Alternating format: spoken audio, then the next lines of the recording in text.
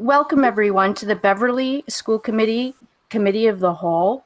I'm now calling us to order. Today is Wednesday, August 26, 2020. We are meeting virtually this evening using a different remote meeting application, so bear with me. It's the Google Meet app, which is used within our district. BevCam is broadcasting us tonight, and I'm recording a backup copy of this meeting just in case we encounter technological difficulties. This is allowed under the Governor's March 12th, 2020 order entitled Order Suspending Certain Provisions of Open Meeting Law, Mass General Law, Chapter 30A, Section 20.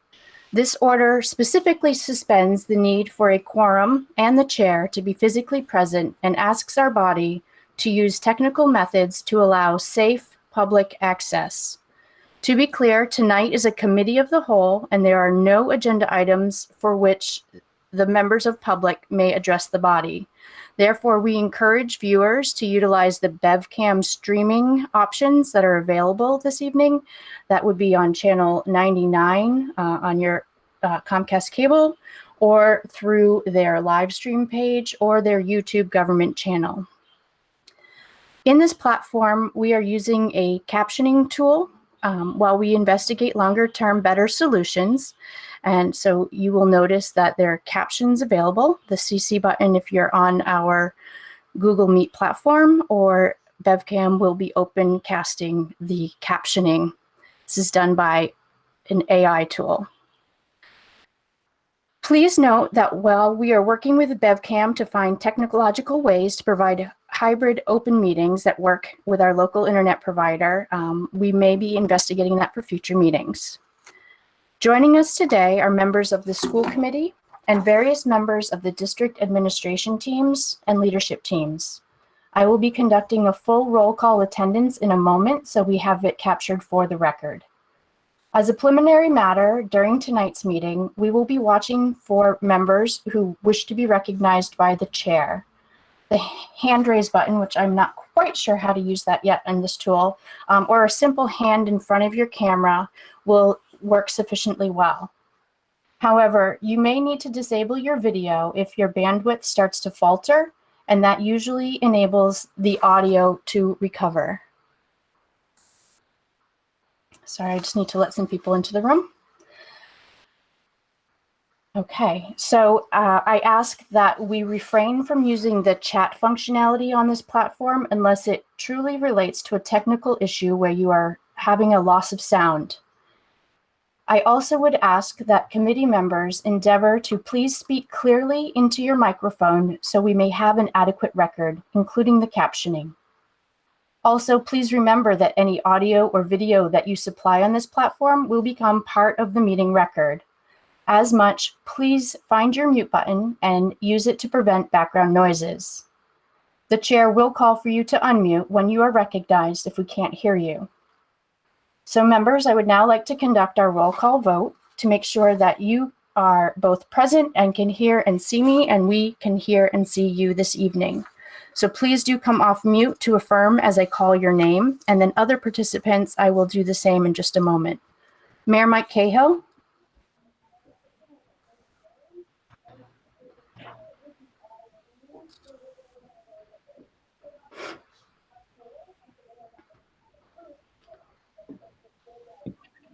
I am actually not seeing Mayor Cahill's name in the list. Oh, here he is. Just give him a moment to join.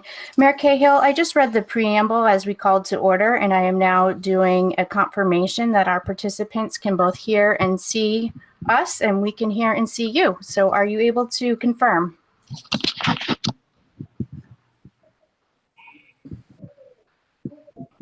We can return to Mayor Cahill in a moment.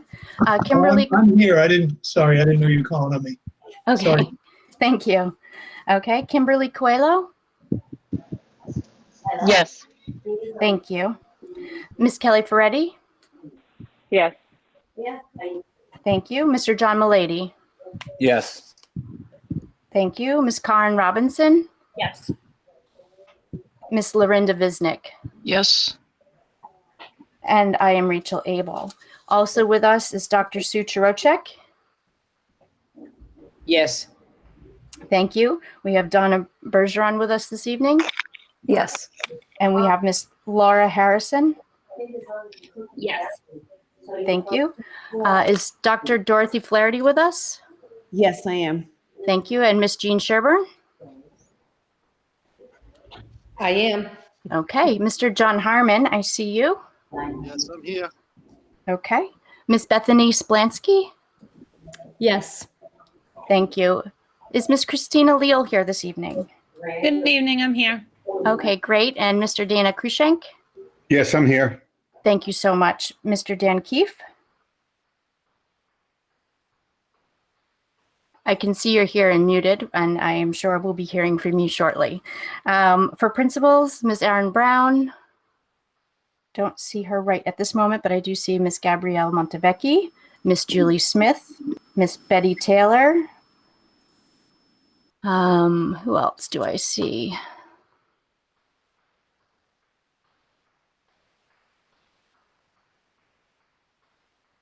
I think that's all I see for members of our administrative and leadership teams. I also see a member of the public has joined us, Mr.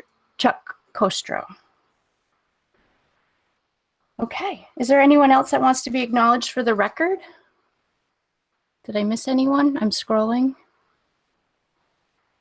Okay, well, let's get started. Materials supporting tonight's agenda were distributed to members in the thread of emails and via Google Docs.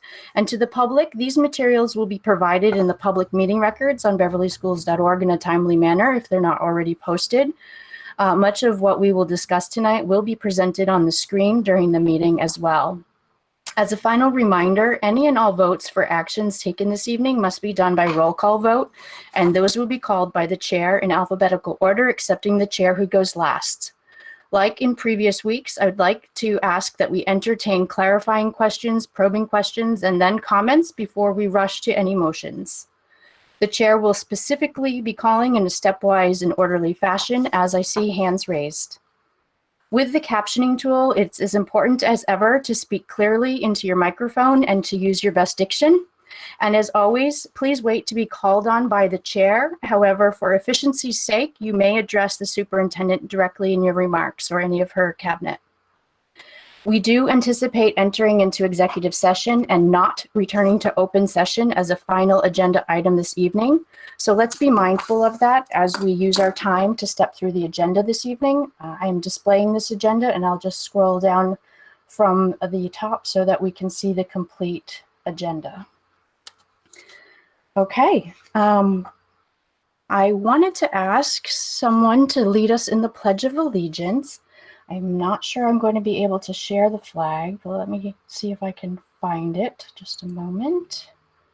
I have this GIF. If anyone has a recommendation for a more appropriate GIF, I would gladly welcome the suggestion. I keep losing the little toolbar.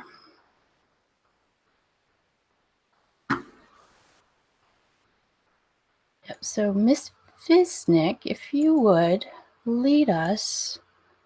Here is our flag. Go ahead.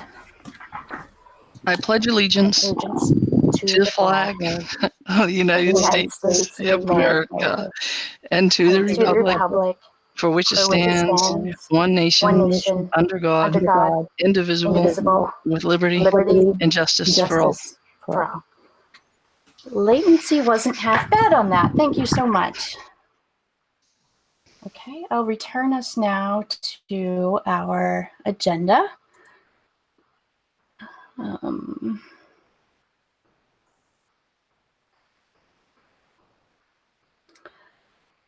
keeps disappearing on me.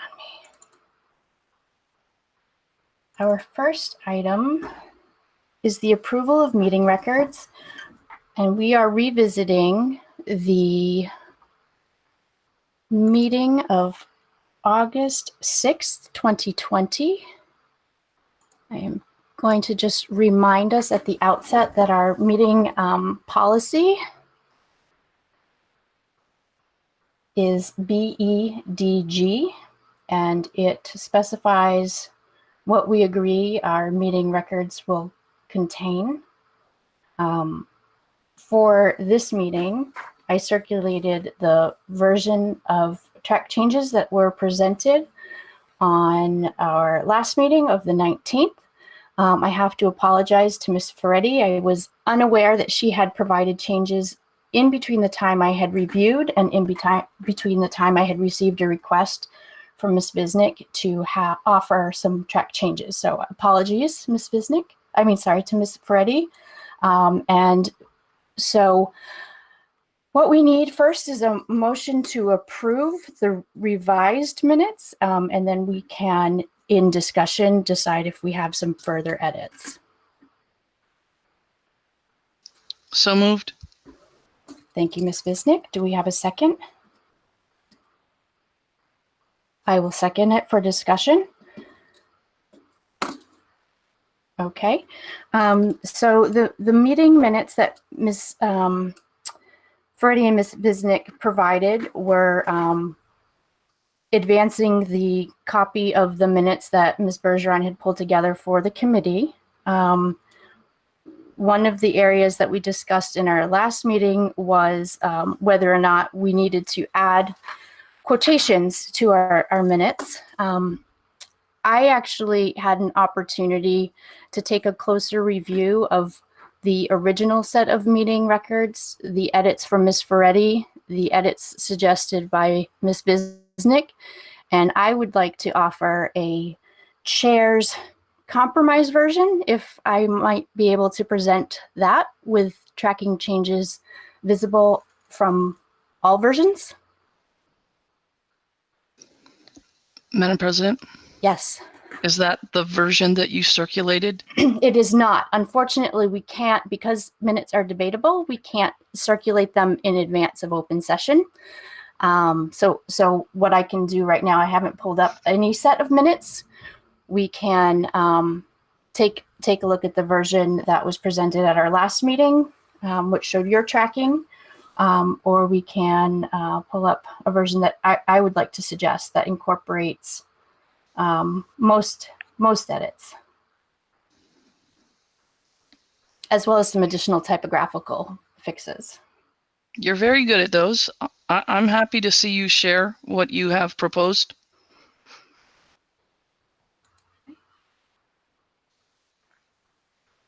Let me just make sure I have the right version here. Chair suggestions.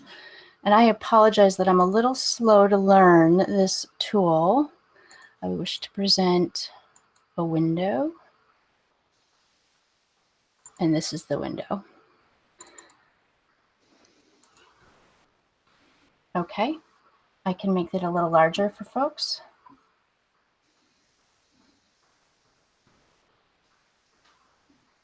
The track changes are on. I took the version that was circulated for this week and made sure that the changes remained on and kept tracking changes. A majority of our edits, you can see some of the similar edits we covered last week, just typographical spelling errors. Most of the edits were within the section beginning. I think it's page 8. Oh, here they are. Okay.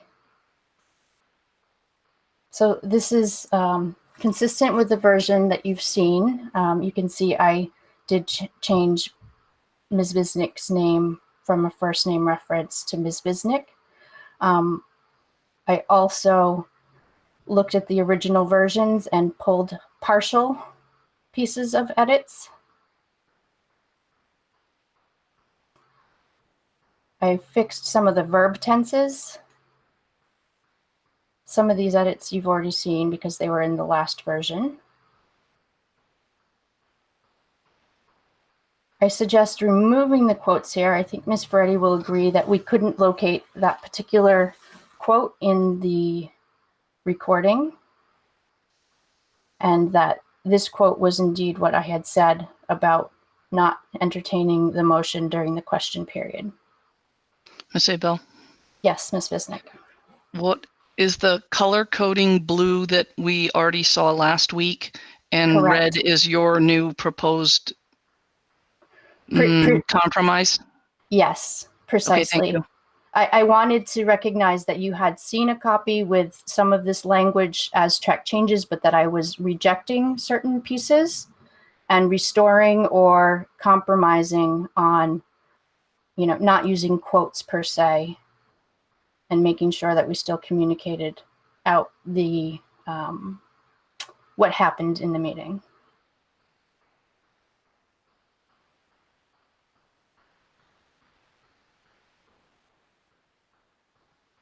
I also, in a closer reading, found that a few of these additions weren't really complete sentences, and generally our minutes have been attempted to have complete sentences. So I inserted verbs where necessary or removed partial sentences.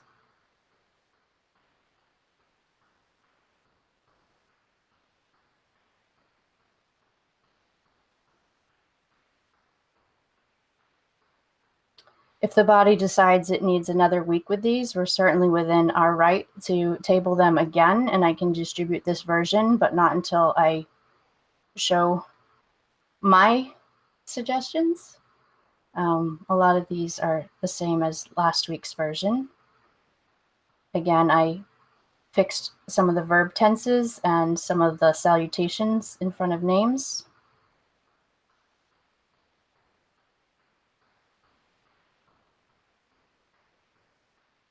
I was undecided here whether to change this. I believe this is what Miss Freddie had. I'm not entirely sure there.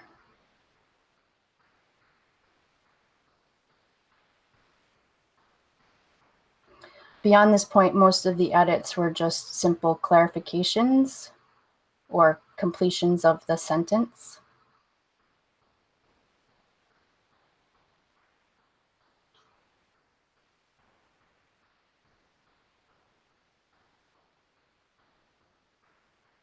There was some additions that Ms. Visnick presented that in my further review, I didn't feel like they added or changed the idea that was relayed in the paragraph. So I thought that we might do without.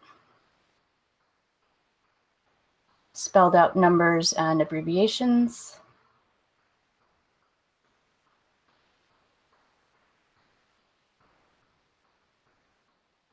Past tense. Complete sentences.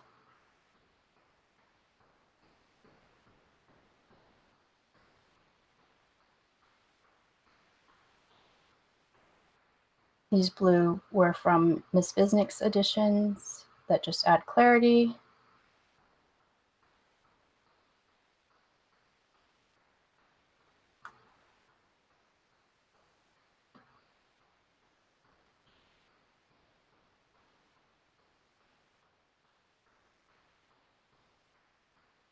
Three more pages. I might scroll a little faster because this is where we basically just did a lot of roll call votes.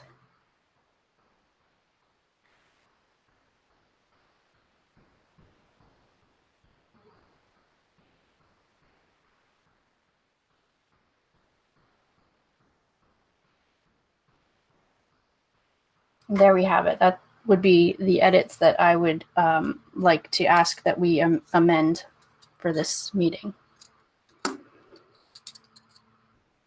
Does anyone want me to go back up? There's a hand. I can't see it, so please. Madam President, it was I. Oh, okay, thank you. I need to. Could we scroll back up to clarifying questions at 1 hour, 1 minute, 56-second mark?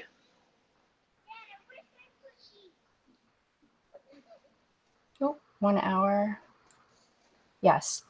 So there were a couple of suggestions that Ms. Visnick had here that were incomplete sentences, but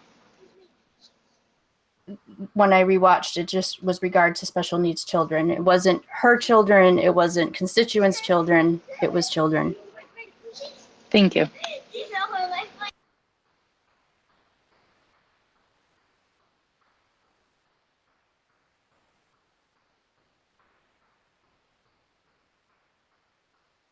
I'm not sure how to get more people visible on my screen, so if you do wish to be called on, please do speak up now. Okay, we have a motion on the table, and I am asking that we amend for the edits and corrections that I have just presented. Are we ready to entertain a roll call vote, or do we have any interest to table these for another week? Madam President, Mhm. a question at 3 hours, 13 or so minutes. If you get to that page, I'll see it again. It's more of a, it's an edit that was made to something Mr. Milady said. Whoops. It was around about 313, 317, somewhere in there. Okay.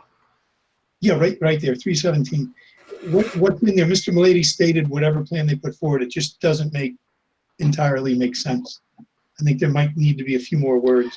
Well, there's a comma there. So Mr. Milady stated whatever plan they put forward, Ms. Visnick had taken the essence of Dr. Chirocek's plan and modified it, period. That was okay. actually, Right. that was the original sentence. And so then there were 2 layers of edits added to it. And I'm suggesting we revert to the way Ms. Bergeron had. Yeah, no, that's fine. I guess I thought I saw a period after forward, but that's not a Oh, period. it's hard to tell. Yes. It's a Thank comma. you. I'm good. That makes sense. Ms. Abel, do you need a motion for your amendment? So we've generally made corrections without that, but I think given the level of them, I could make a motion that we amend the minutes that were distributed to reflect the track changes that the chair has displayed this evening. So I would need a second on that amendment. We can vote on the amendment, and then we can vote on the minutes. I would second that for discussion. Okay. Do you have a question or a comment?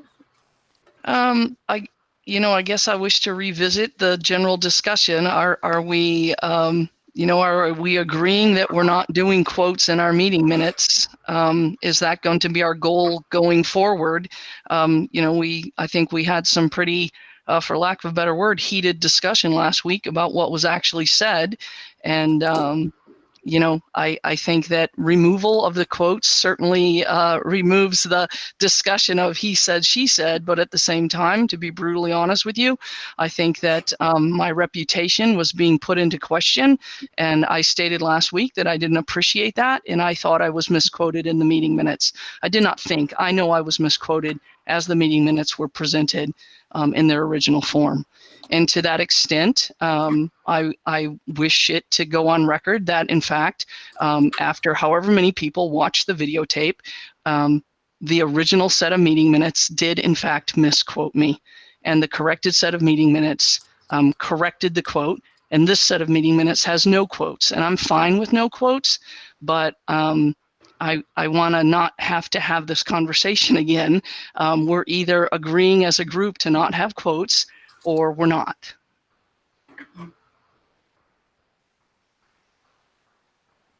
From the chair's perspective, I think our policy is rather clear. It was agreed upon in the last term, and I think that's something that we can take up at a retreat to discuss whether or not we are in agreement. But as our policy states, only the motions need to be accurately and directly captured in our minutes, the actions taken by the body, and general discussion is summarized. And as has been the convention since this topic came up before, we've been including the BevCam hour, minutes, and seconds. So people who are interested in seeing more detail of the playback would be able to easily reference the BevCam recordings. Okay, thank you. So we have a motion to amend the meeting records as the chair is presented on the screen. We will first need to vote on the amendment by a roll call vote, and then we would entertain the primary motion, which is to approve our meeting records from August 6, 2020. Are we ready to call the roll?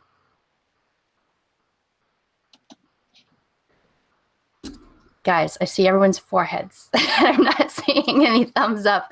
Okay, I'm calling the roll. Mayor Cahill, this is for the Yep. amendment. Yes. Kimberly Coelho. Yes. Thank you. Kelly Ferretti. Yes. Karen Robinson. Yes.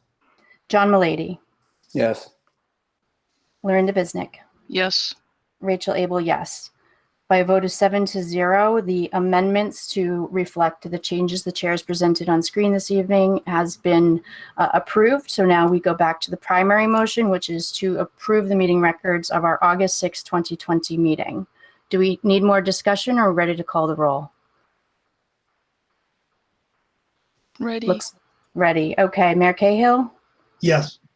Kimberly Coelho, Yes. Kelly Ferretti, Yes. Karen Robinson, Yes. John Mullady, Yes. Lorinda Bisnick, Yes. Rachel Abel, yes. By a vote of 7-0, our meeting records from the August 6, 2020 as amended and shown on the screen by the chair this evening have been adopted, and Ms. Bergeron and Ms. Harrison will make sure that they are posted to our district site.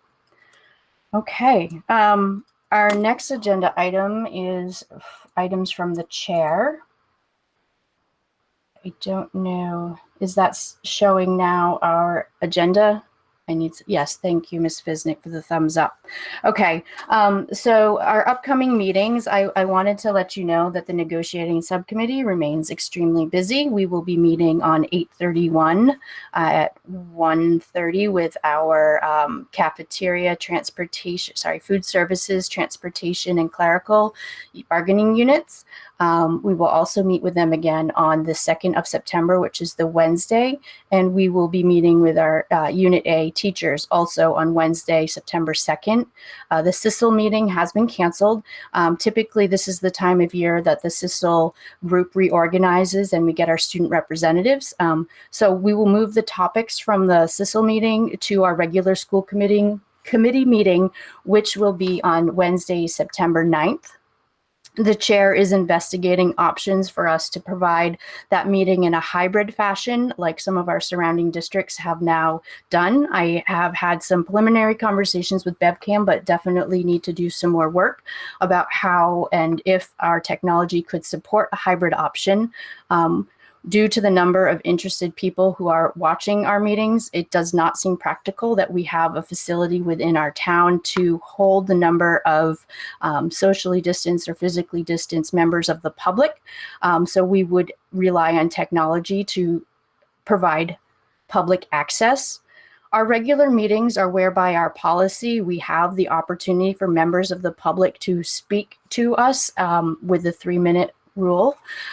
So we will be looking to invoke again our citizens' concerns at beverlyschools.org email address to solicit questions and comments from the public in advance so that people in the public may be invited to address us with their concerns. Just wanted to make sure people were aware of those meetings and the potential that we may have some opportunity to meet physically distanced in person. So there'll be more to come, and you'll see emails from the chair in those regards. Next. Let's see. The next item is social media use and considerations. Both our membership and our constituency have asked that I help to address the issue of school committee member social media activities. So I thought it important to put on tonight's agenda in the following way, these agenda items. I've prepared some remarks on the topics, and I will be sharing these links with all of you. It will become part of the meeting record. These are some resources that I'll be referencing as I go through the agenda items. Since I'm only providing an overview, I encourage all members to do some further research with these resources or whichever ones you find appropriate. Also, this is not intended to replace any future conversation in a retreat setting for this body, and we will endeavor to schedule that retreat as soon as practical. So social media use and considerations, private accounts, groups and sites, First Amendment rights, handling constituent concerns on social media or related to social media, and revisit decision to use BPS as our communications. So there are a few different concerns that have been received by the chair related to the use of social media. It was a topic you recall we had intended to take up earlier this spring. The concerns range from member posts within groups that other members can view, private groups and screenshots that are shared outside of private groups, community members posting supposed quote unquote conversations with members of this body that start contentious threads, complaints about crass or inappropriate language or topics, and generally from where and what district communications should be coming. I think these concerns relate to each of us. There is something for each of us to consider within these concerns. The last issue I mentioned is possibly the easiest to address. We have agreed as a body to repeat district-based posts.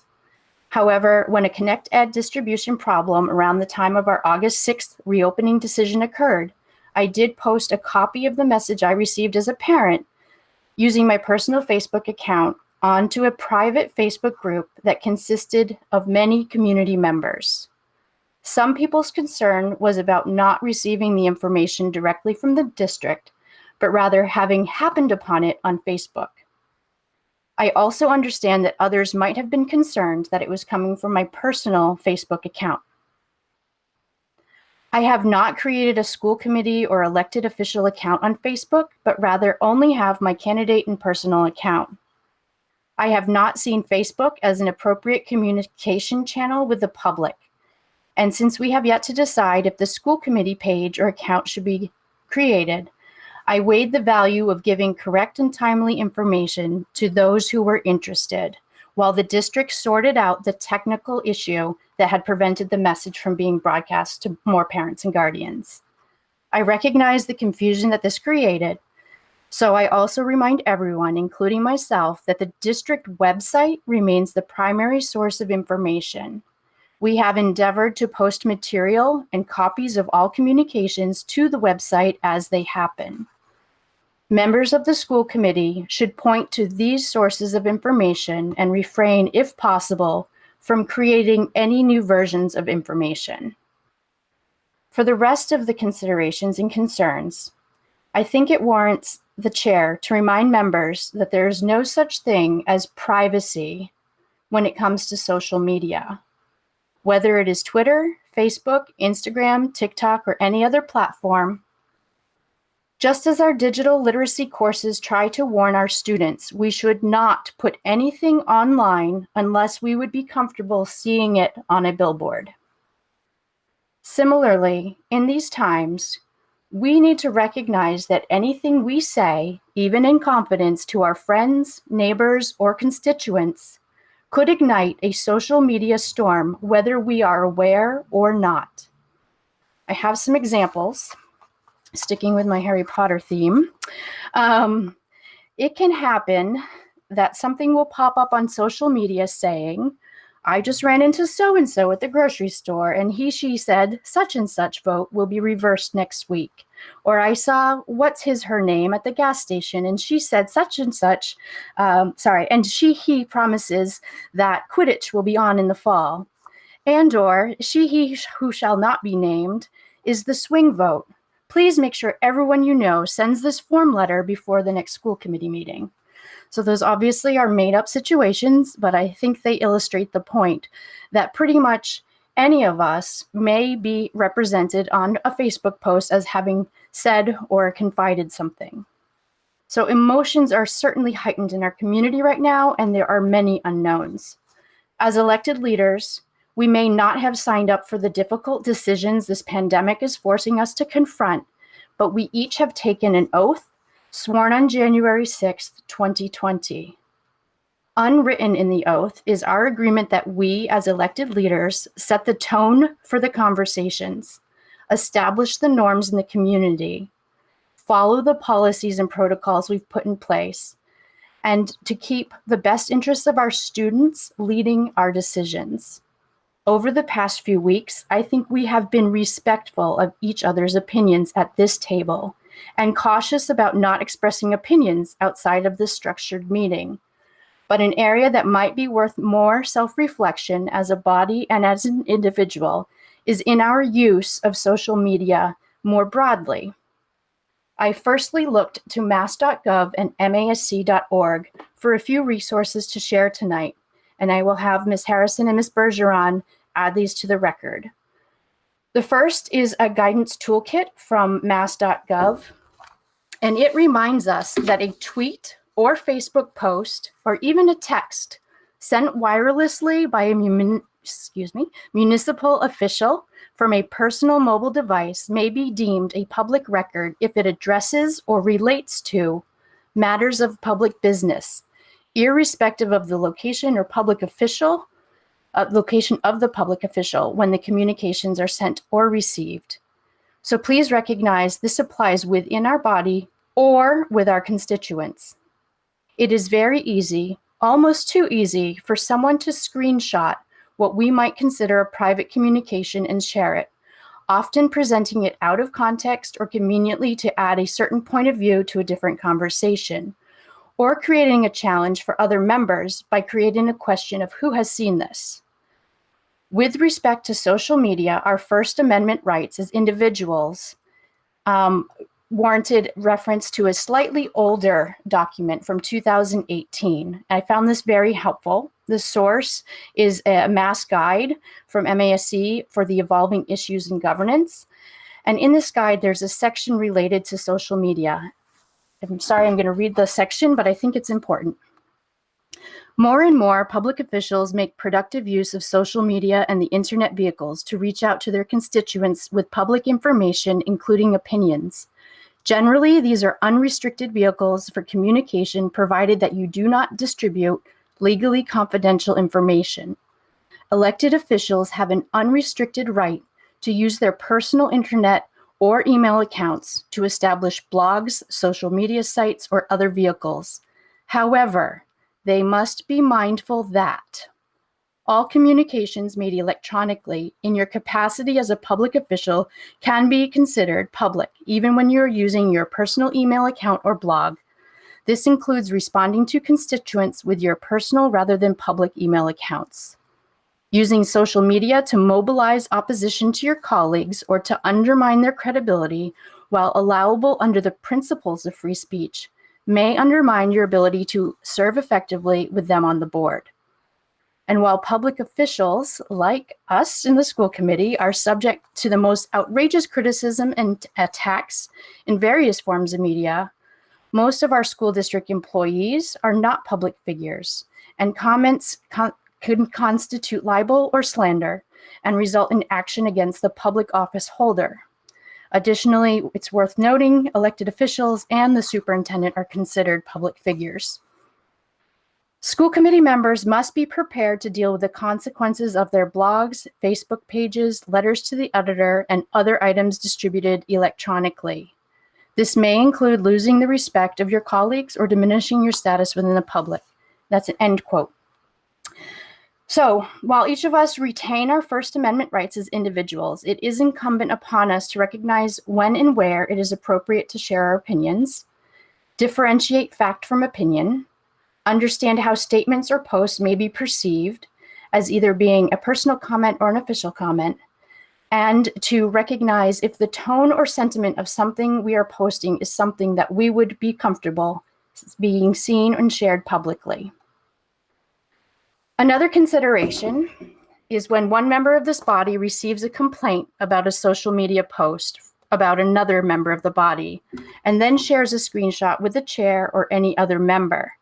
We may be inadvertently creating a serial communication, even if the original member is not aware that a screenshot was created or circulated. I would ask that any of us who receive complaints from constituents consider redirecting the complainant to the source to address.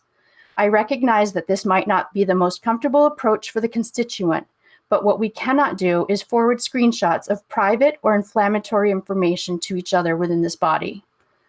As a reminder, any text messages or emails sent to me in my capacity as chair or that you receive in your capacity as elected leaders, if it relates to matters of the body, are considered public records. When a constituent chooses to send any such items to multiple members, as with emails that include a majority, it is incumbent on this body to leave the response to the chair and not for members to address individually. That can be found in our policies. A standard that I've employed is to look at email addresses to see if they are requesting a response or an action. I also typically confirm the veracity of the information in the email and whether the email is coming from a named Beverly citizen, as it is sometimes difficult to tell from an email address if a person is real or not. And I would recommend using the voter registration book and other means to check when you're receiving complaints to help understand from whom and with whom you're having an exchange. As we discussed in a prior meeting, we should have a real name policy when dealing with complaints, and typically they should be referred to the superintendent, since she is hired by us to address most matters of concern. I think that just about covers the items on the agenda. The final item was intended to allow us to consider if in this term the committee had an interest in creating a Facebook page or profile for the committee from which the chair could use that platform to publish information.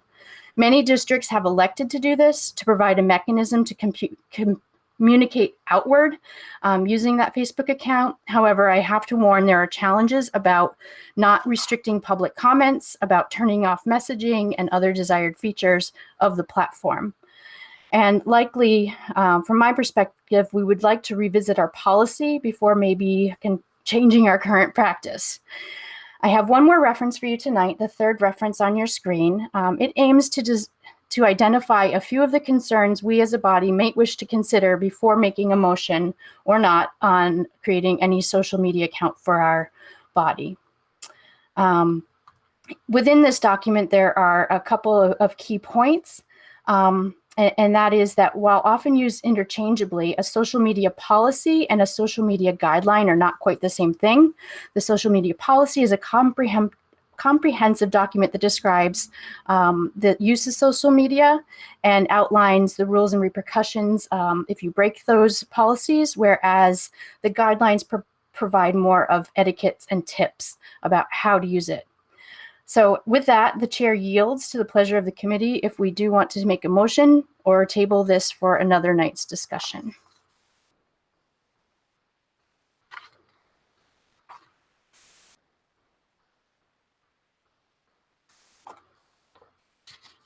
Ms. Robinson, I saw your hand.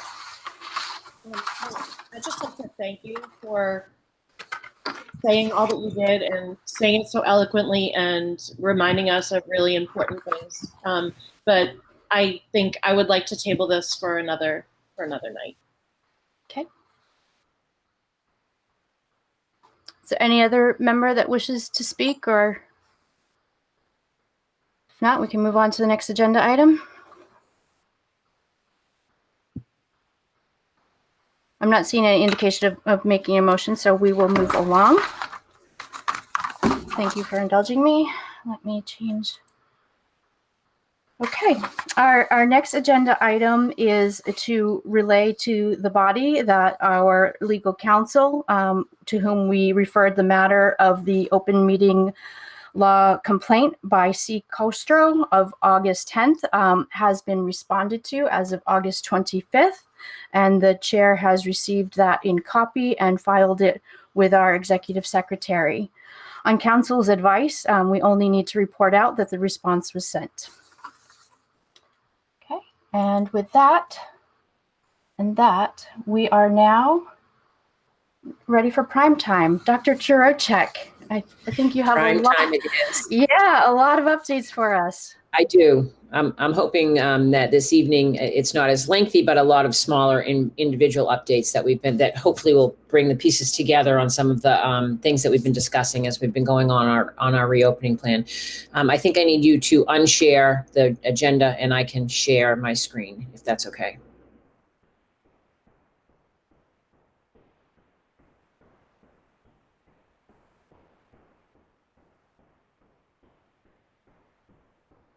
All right. So is that visible to everybody? You can all see it? Okay, great. Thank you. All right. So in the same format that I've been using as we've been in the closure, I think I'm the one that needs the slides the most. It helps me stay on track and keeps me organized in my reporting. And I think it helps visually for us to see what I have to report. So I have a few items tonight.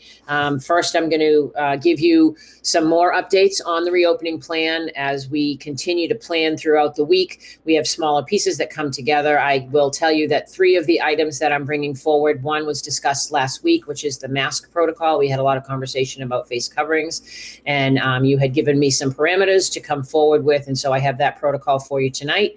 I have the protocol for the procedures for cleaning, sanitizing, and disinfecting our buildings, including the day schedule and night schedule for cleaning, as well as an update on athletics. And then finally, I will end with some updates on some of our learning models. One, I have just a little update on our students that will be attending the After Dark program with Essex Tech.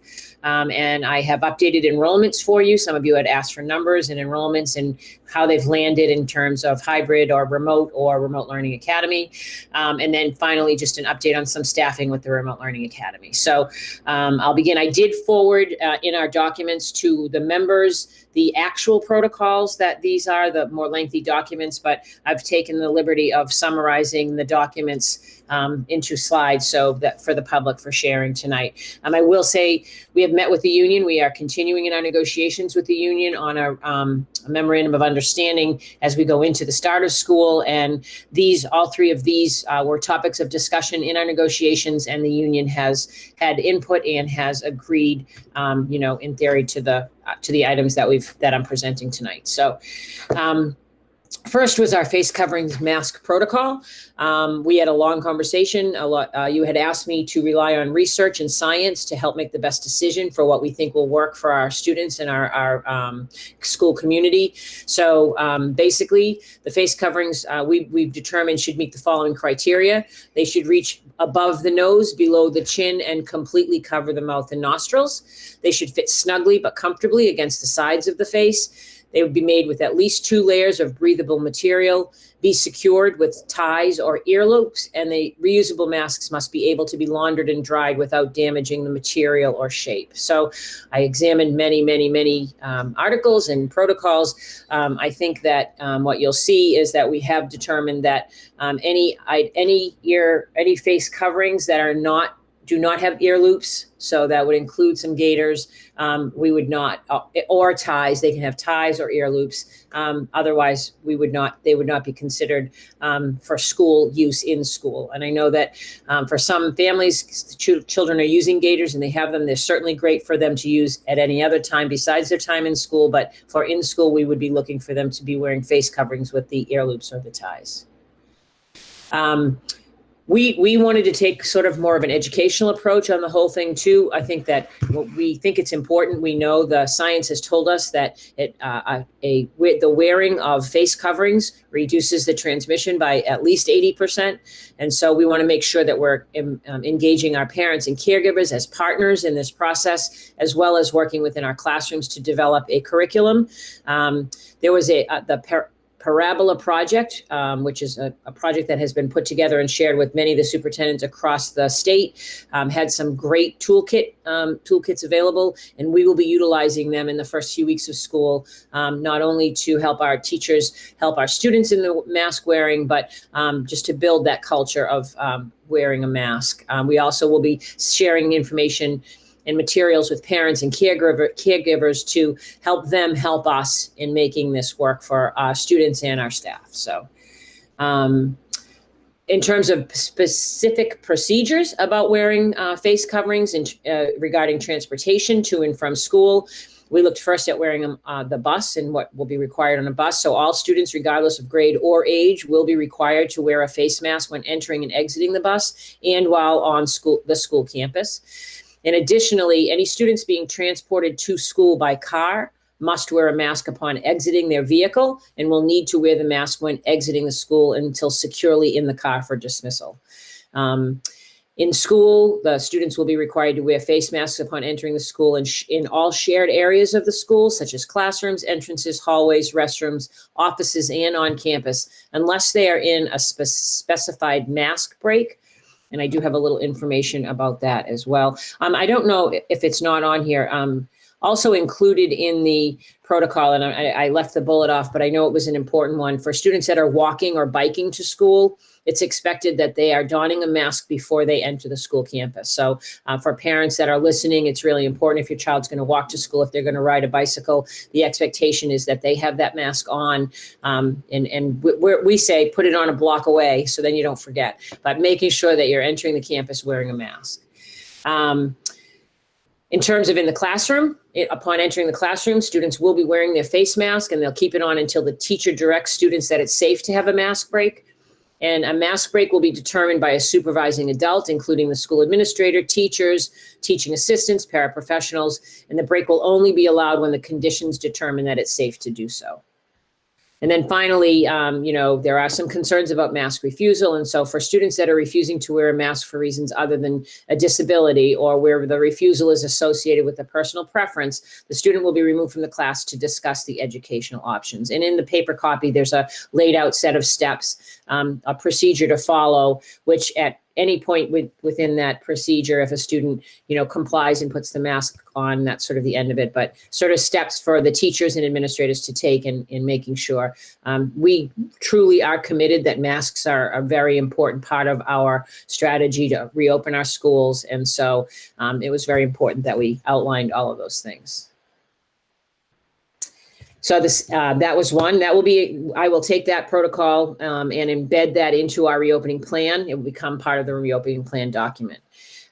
Likewise, this is the daily school building cleaning, sanitizing, and disinfecting procedures. And it's broken down sort of into the day procedures and the night procedures. We think about it in those two ways. So first of all, during the day on a daily basis, we'll be increasing the frequency of our cleaning. We'll be cleaning and disinfecting high touch areas multiple times a day. Bathrooms will be monitored every 2 to 3 hours throughout the day. And this will include wiping down all the sink hardware, toilets, door handles, and all the high touch points.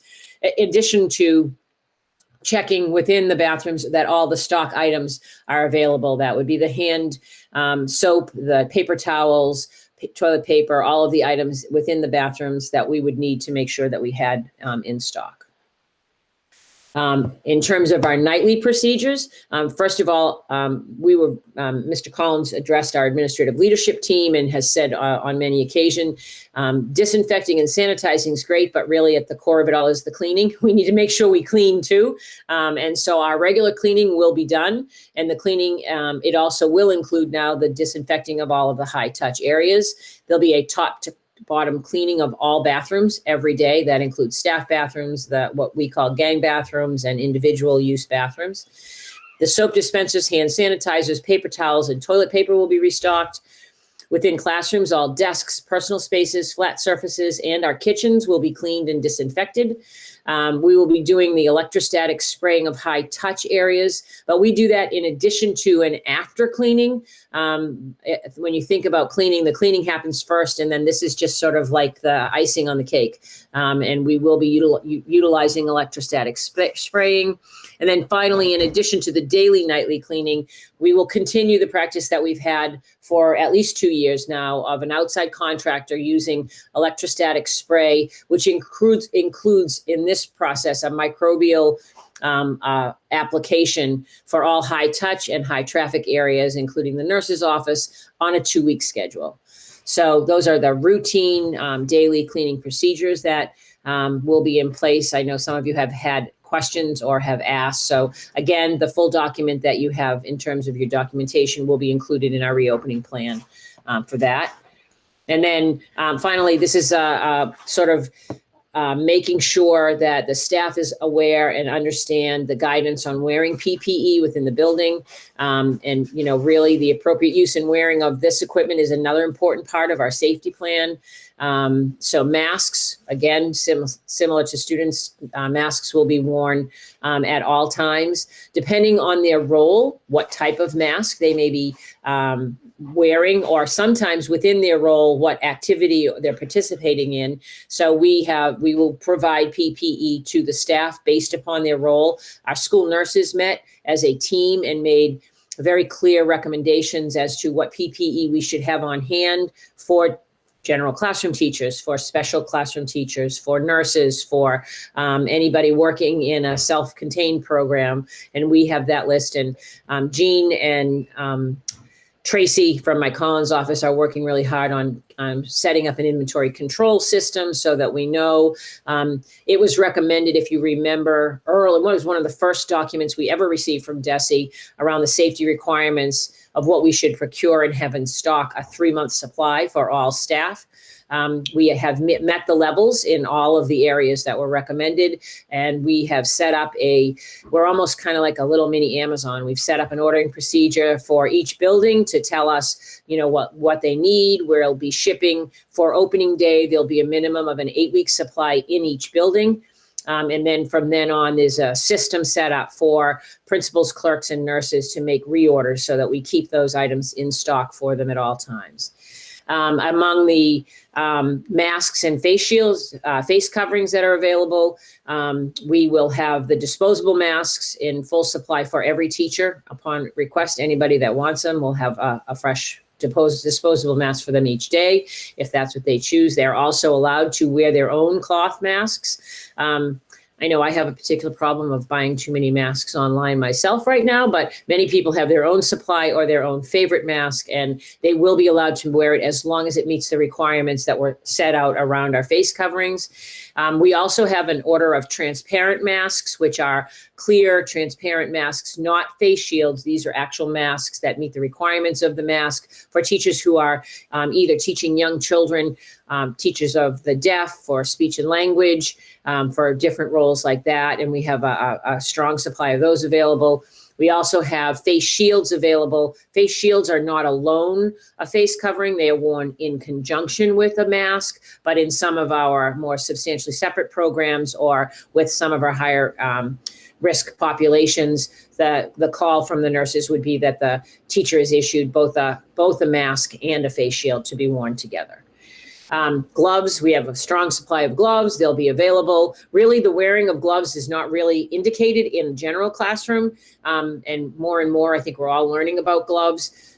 Frequent hand washing is still the very best method for virus mitigation. However, there are some cases in our schools where teachers are exposed to bodily fluids, whether it's in our younger programs where there might be some diapering going on or something like that. So the gloves are available for staff. We also have ordered protective wear over clothing. Disposable gowns have been ordered for the nurses in full supply for whatever they would need. I mean, we also, Bethany worked with June Cases and determined that for some of our separate programs, actually lab coats were the appropriate outerwear covering for them. So those have been ordered for the teachers in our more substantial separate programs. So that's what I have for those protocols.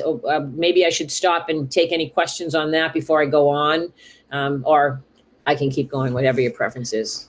I think we should stop here for questions in case we need to revisit any of the slides. I'm looking for members who might have questions. Ms. Visnick, I saw your hand first. Thank you. Dr. Churchick, I think that I have previously sent you multiple questions via email.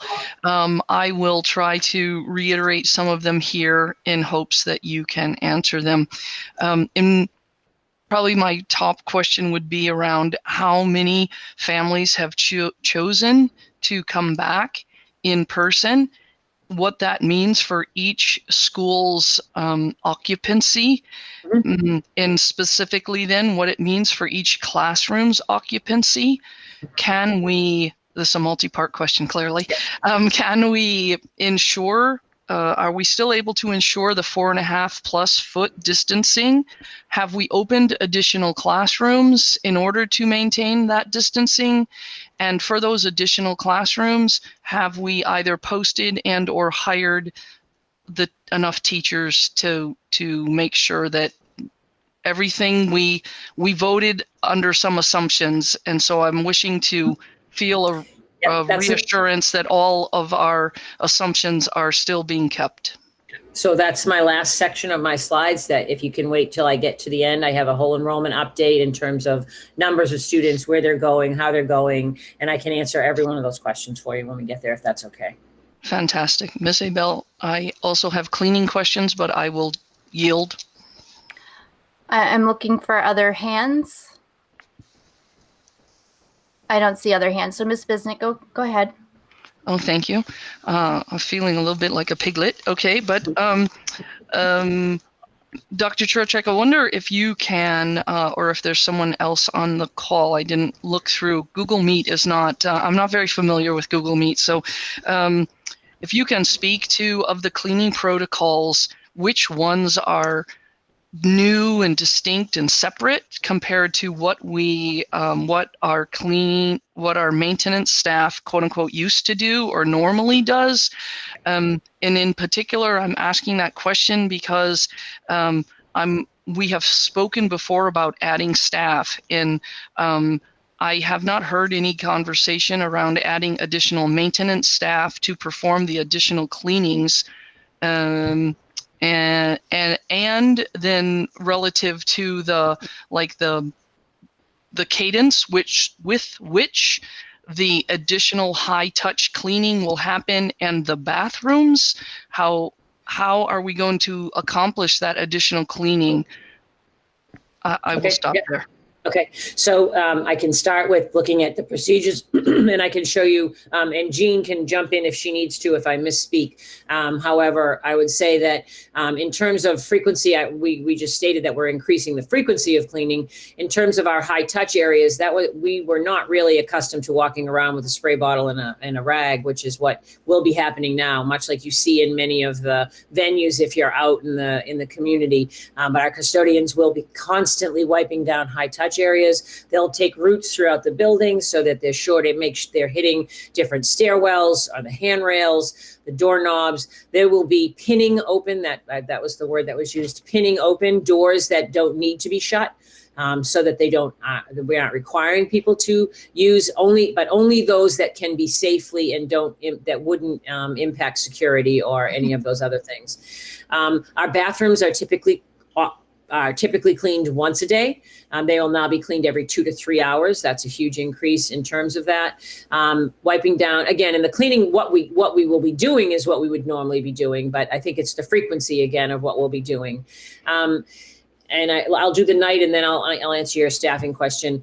In terms of the evening, again, I think my guess is there was a cycle of wings that were cleaned or rooms that were cleaned. At least when I was a principal at Ayers, it would be left hallway on one night and the next night. So it was really every other night that classrooms would be cleaned and that surfaces would be wiped down.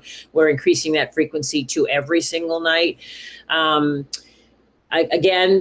think we're all imminently aware of the need for cleaning and disinfecting. So it's been taken, I'm sure even in all of us in our own lives, it's come to a new level. So just the process in which that will be happening. And the electrostatic spraying is something that we had never done before. Those are new, that has been procured specifically for the idea of making sure that after the cleaning is done, we have them available to use. They're great if it's done in addition to cleaning, but they don't replace cleaning.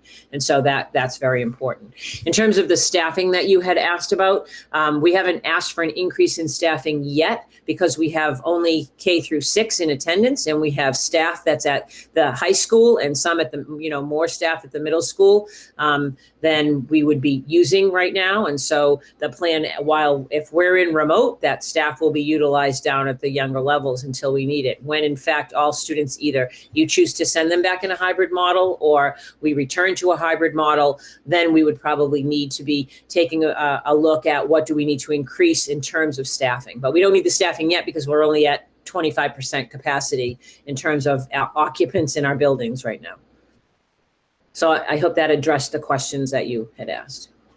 Yep, thank you. Hand. It's Ms. Robinson. Thank you, Ms. Robinson. So if you're going to be utilizing the custodial staff at the from the high school at the elementary and I guess Only some, not all. So Only some. what is going to be the cleaning procedures for the high school? Are they going to be stepped up with? Well, they will be, but they won't they won't have the same level. The student bathrooms wouldn't be in general use all day. You know, there's an entire level. There's only, if staff is present every day, we'll be cleaning and with an eye on who is in the building and who's present and what will be going on. So that's, I mean, we're just balancing. Again, you know, I have been assured and I believe that we will increase staffing when needed. We have, as Mike Collins has said, we have the entire Public Works Department, you know, in partnership with us. And so I'm not concerned about that. I think he has a good, between he and Tim Howland and Mike Parker have a good sense of when we need to increase staffing. And I'm confident that they will make that recommendation because that's sort of where we are. So. Dr. Flaherty, I saw your hand. I was just going to add at the tail end of that, Mr. Collins had shared with the staff this week when he presented. One of the things that's freeing up a lot of time is that we're not serving lunches in the cafeteria. And so that is one sense of cleaning that takes up an enormous amount of time each day, and that won't be occurring. Just breakfast in the morning, and they'll have time to clean those desks after breakfast, but they don't have to do lunches. I'm just to add to, I'm just thinking about the idea that if teachers' children are welcome into the building, there's going to be a lot of cleaning that needs to be done to keep not only the teachers, but those children safe as well. Mm-hmm. Yep. And I think we have that, and you know, we have that on our minds, and we're aware, and the procedures will, you know, match the need. We are very cognizant of the need for cleaning and sanitizing and disinfecting, and it is what's going to, you know, help us be successful. So, you know, I think we have a strong plan, and I think we're going to monitor and increase when we need to, and utilize staff that we have, you know, as we go. Thank you. Thank you, Ms. Robinson. Are there other members that have questions? I don't see a hand raised Ms. Visnick's hand is up again. function. Is it? I can't see it. Okay. I saw it Okay. on my screen. Thank you. Okay, Ms. Visnick, go ahead. We're all gonna, we'll see if we stick with this platform, then I'll have to practice a lot more. I apologize. I have some additional questions around the classroom setups, but I think I'll wait until after your next section, but it has to do specifically with staff choices and like plexiglass. It kind of goes with the PPE. So is now or Sure. later, Dr. You C? can ask it now. So two questions. One, relative to a staff member who wanted to work in either the RLA, excuse me, wanted to work remotely, regardless of whether it was the RLA or perhaps the remote teacher in a hybrid kind of setup. Have all of those assignments been filed? I don't know what's the terminology, but have they all been requested and then quote unquote honored? In the sense that if I were a teacher and I said I want to work remotely, was my request honored? So again, I will have a slide. The very last slide is on staffing at the Remote Learning Academy. We have filled the staff at the elementary and the middle, and the high school is still ongoing. You'll see enrollment numbers have left a bit of a challenge at the high school because not many students have enrolled in the Remote Learning Academy at the high school. But I can address that when we get to that slide, if that's okay. Okay, and then the last one was around if I am coming in person and I want plexiglass around my desk or in front of my desk or whatever was the plan for how we use plexiglass, are those requests all fulfilled? So the plexiglass has been that each principal has placed an order with Mike Collins regarding plexiglass for the high traffic areas. I can't speak specifically to if there was an individual request as part of a reasonable accommodation. I am not, I don't know of anyone that made a request for plexiglass for their desk, but I can certainly check into that and get back to you. Okay, thanks. I thought we had discussed that previously, that if a teacher wanted that, they could make that request. So I don't know whether that, I'm telling you, I don't know whether that has been made or at this time. I'd have to check. So I don't know. I don't know the answer to your question, I guess. That's fine. I'm looking for any other members that have questions at this time on this section. Okay, Dr. Turchak, I think we're ready for the next. Mr. Malady has his hand up, Rachel. Thank you, Donna. Sorry, Mr. Malady.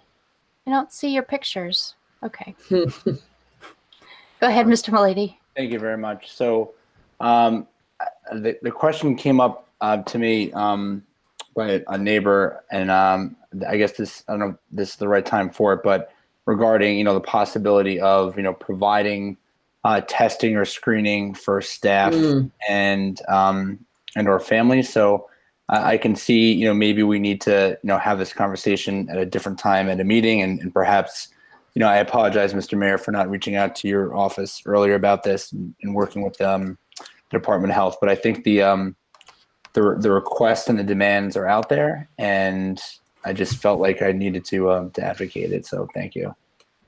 Yeah, so I will let you know, the mayor and I had a conversation 2 days ago. I think I had called him to say, what are the possibilities. He was reaching out to check and see, the challenge, I think, for Beverly and I, Mayor, feel free to jump in and correct me if I'm wrong. A lot of it is around, depending on the type of community and depending on your community's metrics, the availability of some of those tests and some of those testing sites. But Mayor, I don't know if you want to speak more to that, or we can always come back with more information later. No, I mean, we have the blessing of being a community that has very low numbers right now, right? I mean, between 1% and 2% generally, as you're seeing numbers come in on a regular basis. So what comes with that is, we're not getting the free testing sites, right? We're not getting the attention, but it's going where it's going, because the goal in communities, like Salem and Lynn and others, is they get the testing, more testing, they find more people, they aggressively and quickly contact trace, and they try to catch and bring those numbers down. So anyway, I've been talking with other mayors, and we have a meeting tomorrow with our local health folks, and we'll work through DPH and the governor's office as needed. But to date, we're not getting access to the tests that other communities are for that specific reason. I'm asking the questions because of school starting, and there's talk of surveillance testing in certain districts, but you're even seeing that where the administration at the state level has just recently said they're going to do more testing and surveillance testing. Sounds like initially they're going to do that in response to hotspots or flare-ups, not in advance of. And I think it's a question of resources. But let's continue talking, because I've got a couple questions out, and we can, maybe you want to touch base with me in the next couple of days on that. I can try to get something back through Dr. Trochik to the committee as well. Yeah, thank you. Okay, I figured out how to change my layout. I'm looking again for hands, and I can see much more of the participants. And I'm not seeing hands. So Dr. Turchak, now would you move on to the next section? All right. This is just a quick update for our students that are attending the After Dark program. We ended up having, I think, 24 students from Beverly who are invited in, and they will be, as you remember, it's it's the first hybrid of the hybrids, because it is a morning at Beverly High School or remote on Beverly High School, whichever the case may be, and then the afternoon at Essex Tech, which also is hybrid. So it's an interesting hybrid of a hybrid. So I just wanted to give you an update on what they're doing and what that will look like. The students from Beverly actually were attending their open house tonight from 5:30 to 6:30. Our students that were accepted for construction craft labor and for automotive collision repair and refinishing had an open house, and from 6:45 to 7:45, students that were accepted for advanced manufacturing, DVC, and sustainable horticulture were on campus. They are, they are also beginning school like we are on September 16th. And so they have created a hybrid model, and their hybrid model has half of the students learning in person and half of the students learning remotely. They really try to prioritize the technical programs. They wanted to have students experience as much authentic learning as they could.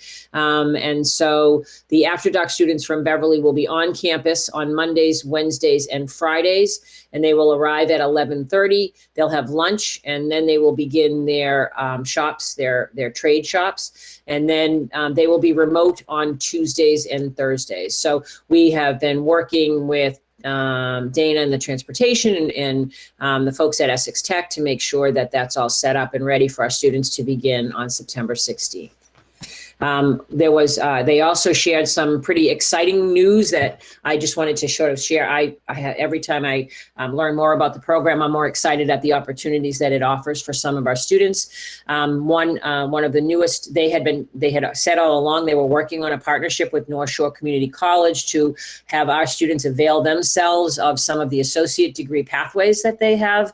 One of our goals has been, for the last 2 years, is looking at increasing the opportunities for advanced coursework for many of our students. And this is really an exciting opportunity that we have. Students, it's optional. Students can opt into this to be able to, Karen's saying it's not. Is it not, Karen? Oh yeah, okay, sorry. No, it's optional. And I mean, they have to opt into it. And the associate degree pathways that are offered are construction management and engineering and technology, and they're adding a business pathway for the school year 21-22. And so what that would look like is already as part of the program, students will receive 9 articulated college credits. Some of the remote offerings that they will be required to participate in on those Tuesdays and Thursdays include a 101 composition or a class that is a North Shore Community College dual enrollment credit level credit. The remote aspect of the hybrid really enabled them to move this forward even more quickly than they had assumed they would be able to.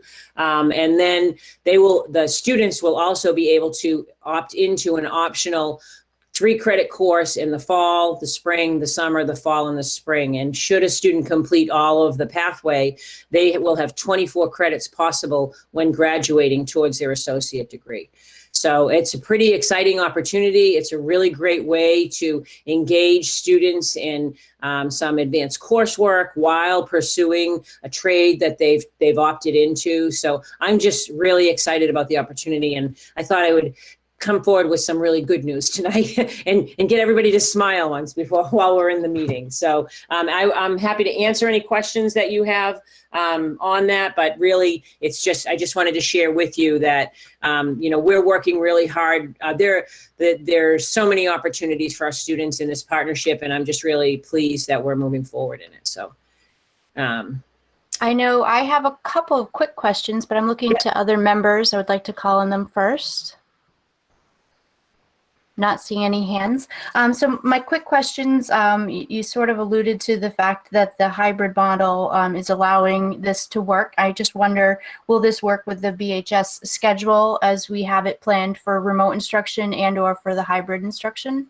Yes, that was a great question. It will absolutely. So these students, when we scheduled them originally, and those of you that know the A, B, C, D, E, F, G lettering of the schedule, they are scheduled for only A, B, E, and F classes. So those classes are the first 2 classes of the day, whether we're in a semester schedule or in the former block scheduling that we had. So they have their classes first thing in the morning before they leave, and then they head over to the tech. So that will continue to work for them regardless of the schedule. Okay, the next progressive question is related to, and you kind of alluded to this maybe, are these students in the Remote Learning Academy, or are they all in the remote with the potential to go hybrid model? Well, I don't know. I never looked, but it would work no matter what.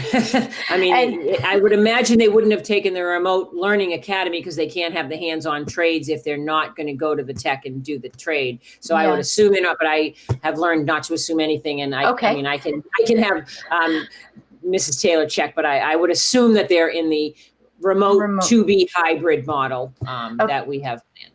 Okay, and then on, oh, go ahead. I know of one student in Remote Learning Academy that also signed up for the tech. Oh, okay. Okay. Thanks, Mrs. Taylor. Thank you, Mrs. Taylor. The rest. And yeah, and then on this slide that you have, this is my third and final question. These credits that are a possibility for the students to opt in for, do they incur any additional cost to the program or to the individual students? Nope. Wow, what an absolutely awesome opportunity for folks. I mean, Wow. I have a listing. So if you're in the engineering technology degree, those extra credits would be in introduction to manufacturing, basic machine operations, blueprint reading, and career development portfolio. In the construction and building science, it's construction materials and methods, introduction to sustainable building and construction, blueprint reading for the trades, career development, and then they also take. Within that, it's a composition, pre-calculus, economics, and an intro to physics. So those are the course offerings depending on the pathway. I mean, in there, it's just it's an exciting opportunity in a very unique way, delivered in a very unique way. And I think that's pretty awesome. Okay. Have any other questions been spawned from that? I don't see any hands from the members. A few people, I don't see their video, but I'm looking. No? Ms. Abel? Yes. Ms. Visnick. Thank you. We have a number of slots this year, and those slots have been filled and the window has closed, correct? I would defer to Mrs. Taylor on that, but I believe so. And well, my follow-up, Ms. Taylor can answer if she wishes or not, is around, do we have to wait until the end of this year and reevaluate and then revote whether we're going to do this again next year and whether we get any more seats? Well, I can answer the first question. Yeah. Actually, I'm sorry, Ms. Visnick, could you repeat that again? Sure, if I can find my unmute button. Are the number of seats that we were granted this year all filled? Even if they're not, is the window closed? So even if we had an extra seat, could someone take it now, or is it too late? It's too late because the tech had to work around their schedule to fit them in. Next year, we'd hopefully we offer this opportunity again to a new group of juniors, while our current juniors will be continuing with the program in their senior year. And I don't know that there's a finite number on the applications. I do know that we probably are sending more students than even the surrounding communities. I think a lot of it has to do with the capacity of the facilities and the staffing. But I have not been. I believe that expansion is something that the tech would welcome. Again, it's, because we'll be in our second year, the Chapter 74 money chips in. There are some other opportunities. So I would have to work very closely with Heidi and the group over there to find out the specific answer to that. But I do believe that, we're certainly not going to shrink the program, and I think they're hoping to grow it, if that's any help. And I would also add that originally we were given a number of 12, and we've submitted 24 students. So they've been more than generous. But at some point they need a deadline so they can work it into their schedule. Right. No, that's fantastic. With the original discussions where we voted, there were a number of seats and there was a cost associated with it. So I love to hear that we sent more than we thought we were going to get. Right. I mean, that's a great deal. And we got the grant. So that was great. So they had applied for the grant and the grant came through. So that was really helpful as well. Fantastic. Thank you. I see Ms. Robinson's hand. Thank you. I just wanted to just reiterate just how wonderful I think this program is, and especially as we move towards expanding our career pathways, the fact that we have this articulation agreement with North Shore is going to be super helpful because for the need for advanced coursework, it doesn't always have to be an AP course. It can be these courses. And I think it's just absolutely a wonderful thing, and we're so lucky to have this in Beverly. Thanks. Looking for any other hands on this topic? Any questions, comments? I'm not seeing any hands. Thank you, Dr. Cherchek. Right. And Ms. Taylor.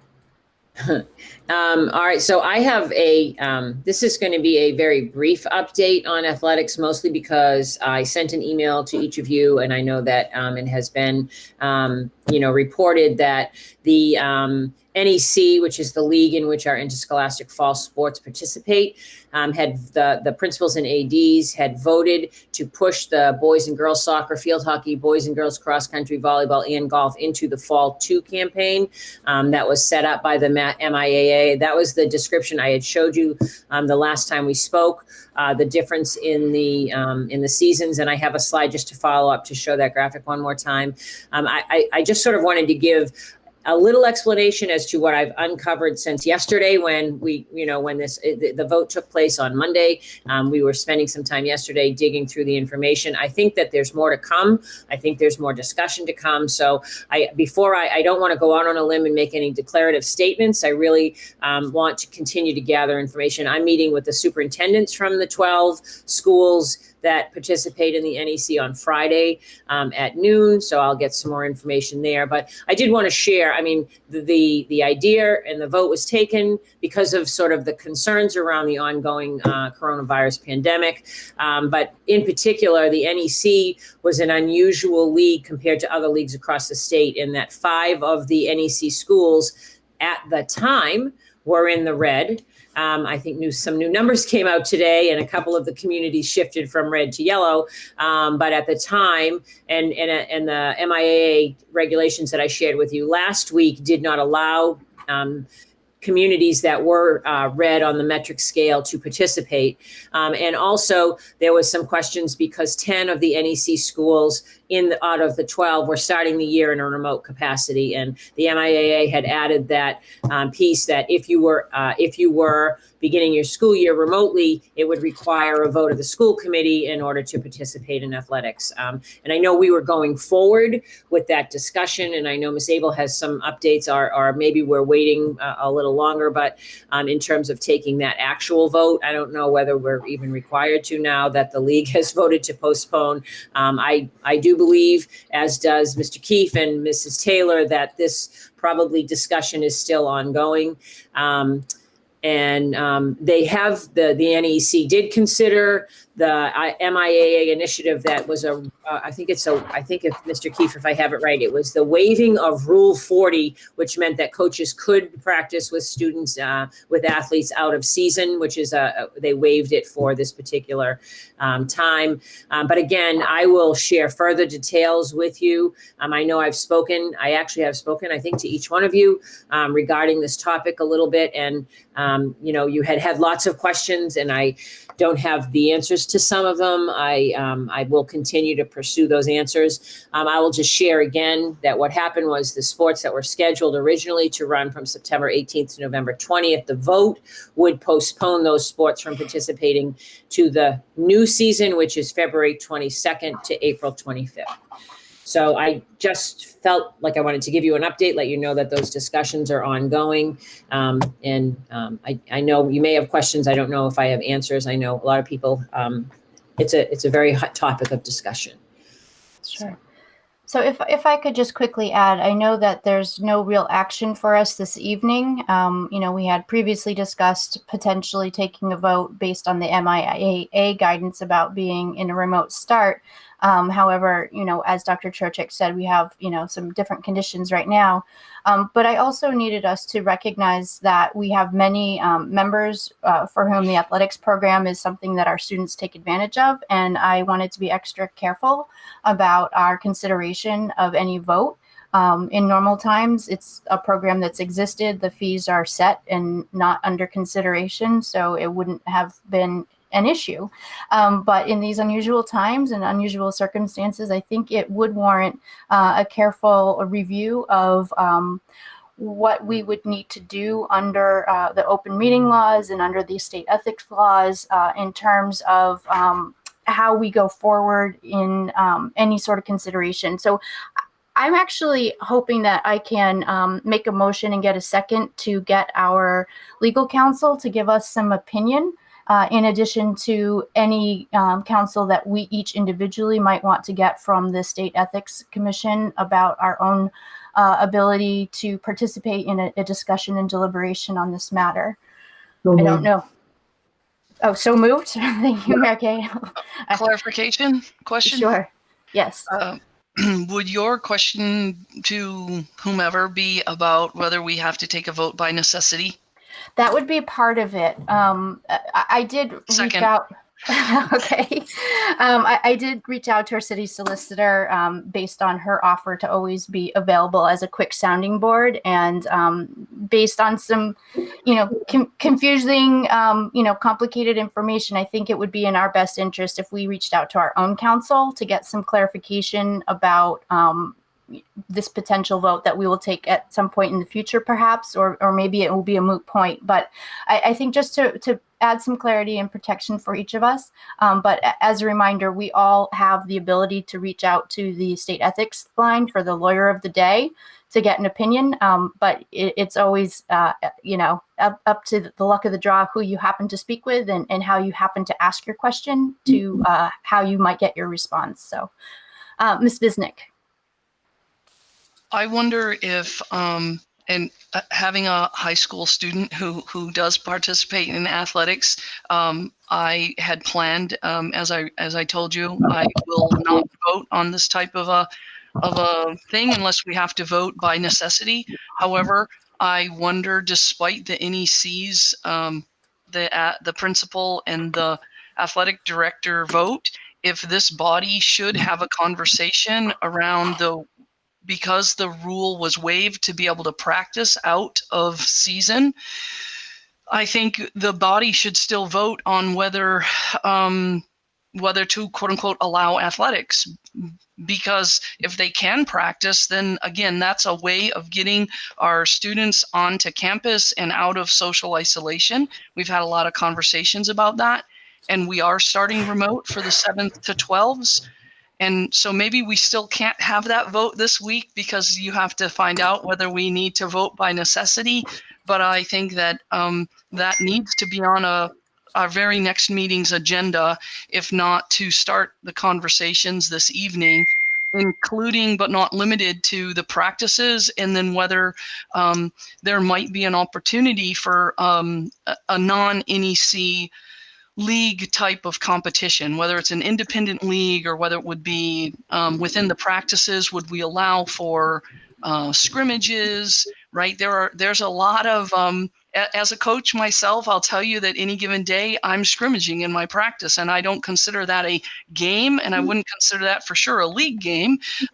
But I also would hate to have people be really upset that, somebody ran a practice where there was a scrimmage, where they brought another team in, or even they did their own inter-squad scrimmage. And so I think all of those types of topics absolutely need to be discussed, despite what the principals and the athletic directors voted upon. I think it would be important for us to get some opinions from our legal counsel about who can participate in these discussions. I think you're raising a lot of questions that people have. I don't think that we're necessarily prepared to answer those questions. I do see Dan Keefe has joined us this evening, but maybe we could individually compile our questions and send them to Dr. Trocek to make sure that on our September 9th meeting, we are prepared to have a conversation. I saw Mayor Cahill first and then Ms. Ferretti. Thanks, Madam President. I appreciate you bringing this up, and I look forward to voting on it.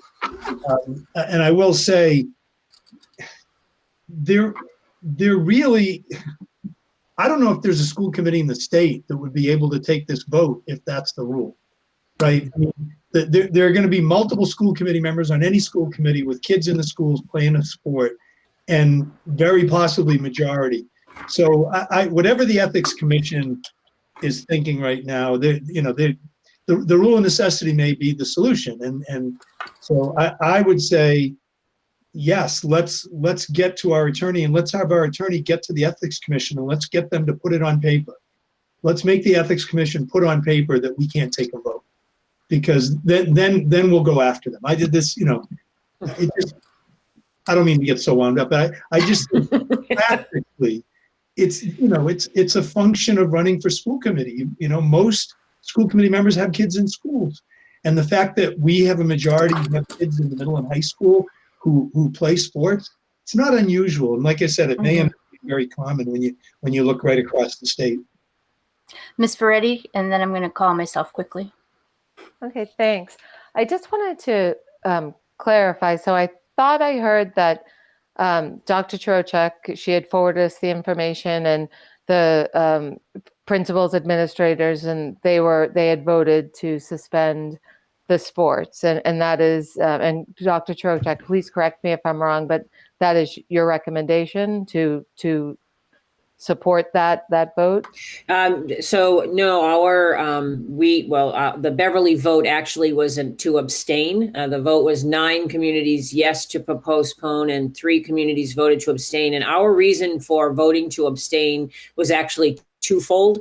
One was we were hoping for more information and for more opportunity to explore other avenues. I think there's a notable concern that the golf courses aren't open on February 22nd. And so that's a challenge. And so I think we were hoping for more discussion. We weren't, we understand it's very complex for the NEC. 5 out of the 12 schools were in a predicament, and 10 out of the 12 had approved remote learning. And so I can see where there was a lot of question and wonderment about that. We were hoping to table it and get more information. And in addition, and to Mrs. Taylor's credit and to Dan Keefe's credit, they sort of were wondering, in terms of authority, to make a decision this broad and this range for a number of students that impacts so much, was there not more? They just felt they needed a lot more information on this. So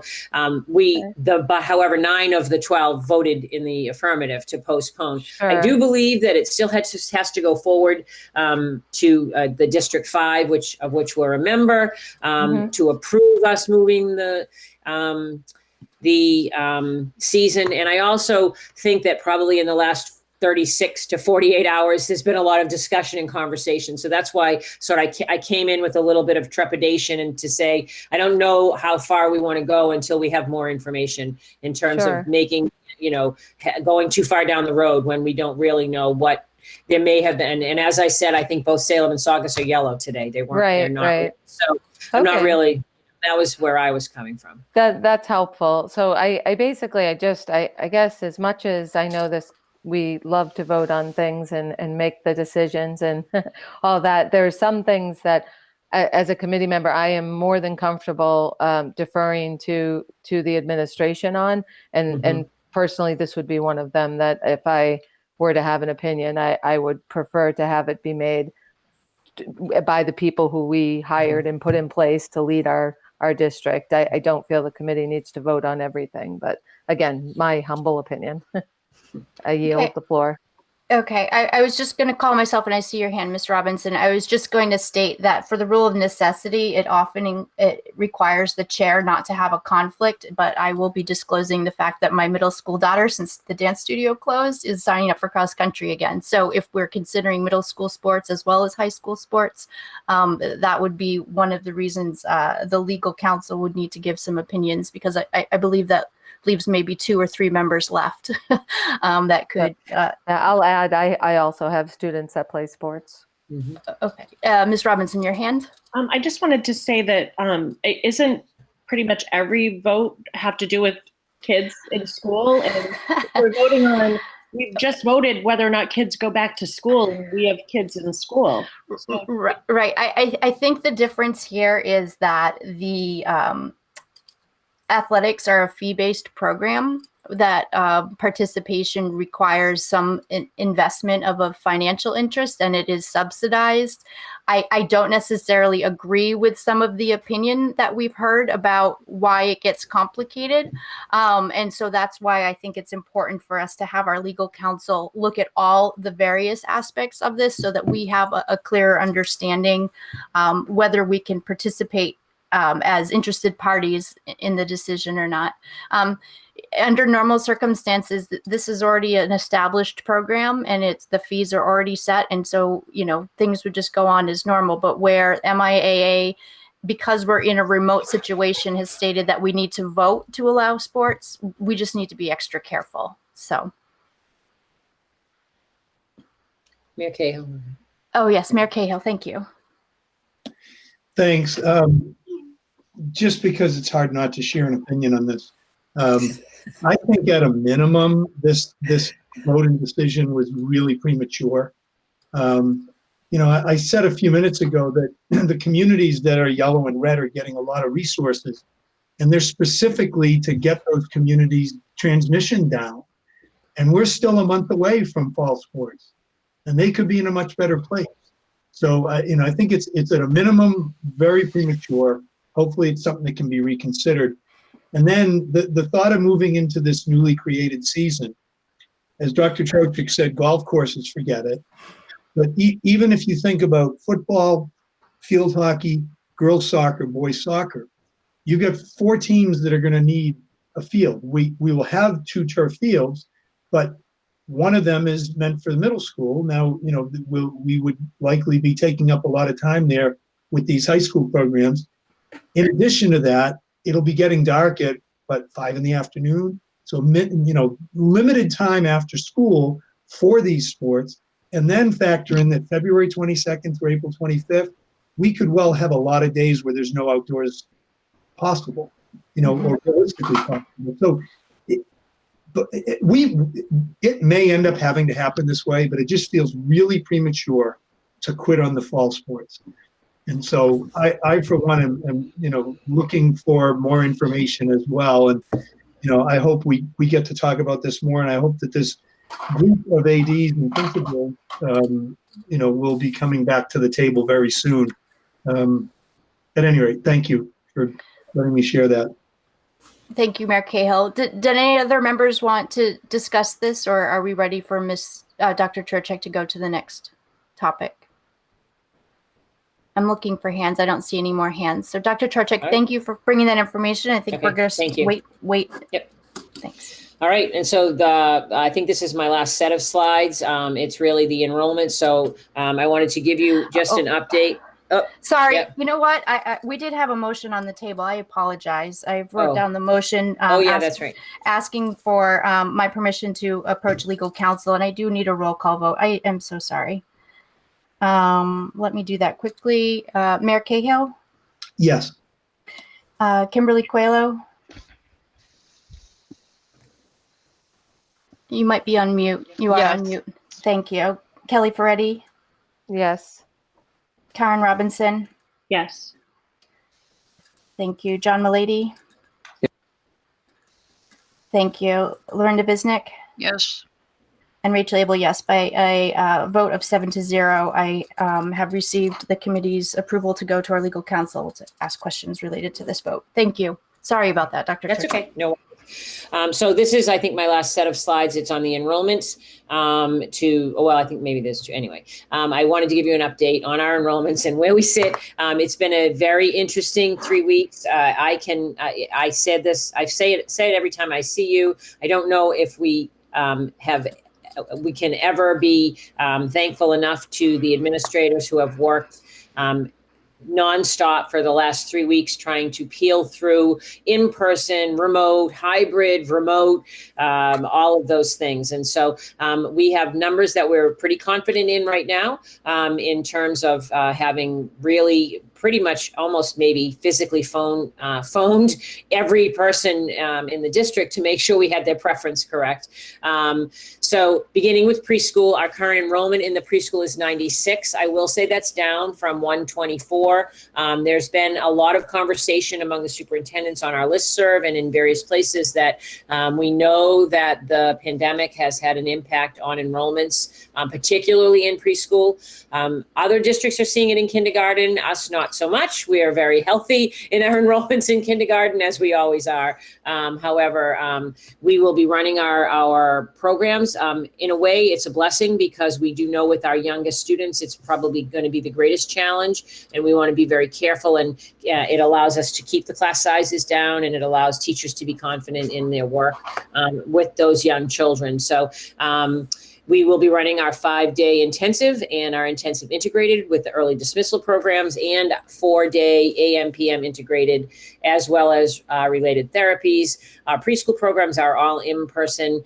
We will be running some related therapies remote at the request of families, or having as the IEPs dictate. So that's our preschool enrollments. Our elementary enrollment. So here is the kind of final tally. Our total enrollment for our K to 4 is 1,825 students. If you look across AIRS, across the board in kindergarten, there are 71 students in kindergarten, 70 in first grade, 60 in second grade, 63 in third grade, 58. Those are the in-person students who will be attending on a daily basis. Centerville has 50, 53, 45, 44, 54 for a total of 246. Cove is at 63, 62, 70, 73, 63 for 331. Hannah is at 47, 59, 47, 44, 43 for 240. North Beverly is at 56, 53, 61, 60, 59 for 289. And here are our remote learning academy enrollments. We have 80 kindergartners, 82 first graders, 77 second graders, 80 third graders, and 78 fourth graders for a total of 397 students. Or, and I am afraid to try to do the percentage because I didn't do that ahead of time. But 397 out of 825 have opted for the remote learning academy. Ms. Visnick, you asked about capacity, classroom capacities. All of our classrooms are running at around 15 or 16 students per classroom, and we are adhering to the 4.5-foot distancing. We do have a couple of classrooms where the numbers are higher, but the rooms are larger. So, for example, there might be a classroom with 19 students in it, and it was moved to a larger room, and it's probably a co-taught class. So depending on our enrollments and how we're doing it. But the principals have been clear and very careful to adhere to the 4.5-foot distancing. In addition, I know that some of you have been seeing the work being done for outdoor classrooms. A great part of our plan is to have students outside in the classroom environments that we're creating. We're working with a consultant who has come in and provided professional development to our administrators and is looking at our sites and helping us identify spaces on our campuses that work well for outdoor learning, as well as professional development will be available for our teachers in how to utilize outdoor spaces effectively and create routines and establish routines for that. We're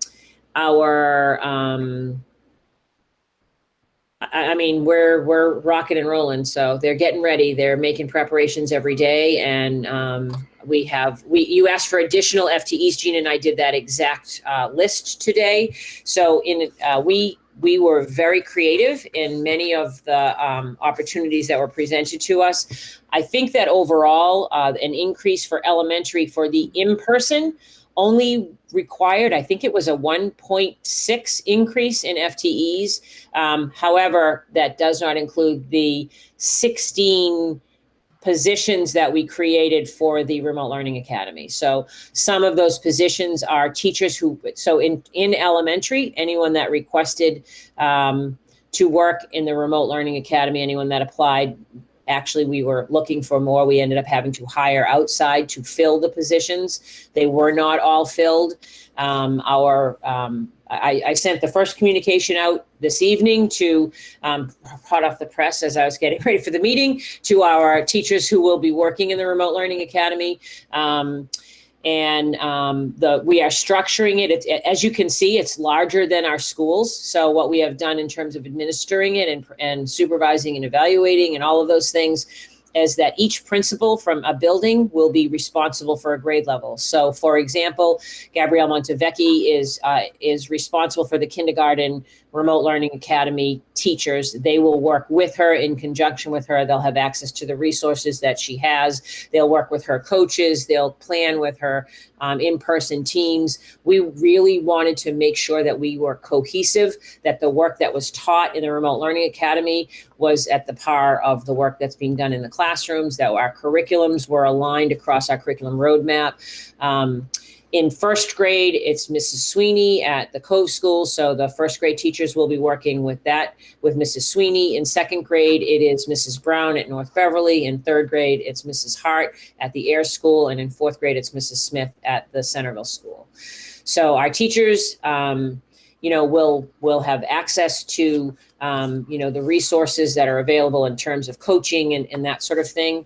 I have our teachers in our remote learning academy will be allowed to work from home. The principals will be providing access remotely for them for all of the things that they need. However, they will not be required to work from home. As a matter of fact, there will be space, or there will be resourcing available at the building level for them. We don't want them to feel like they're not allowed or welcome in our schools. And I mentioned in my communication tonight that, if accommodations are needed for someone to come in the building, for example, a separate entrance or a separate time for entrance so they don't have exposure to others, we would make that happen. But so in total, there are 16 sections, I think, that are running.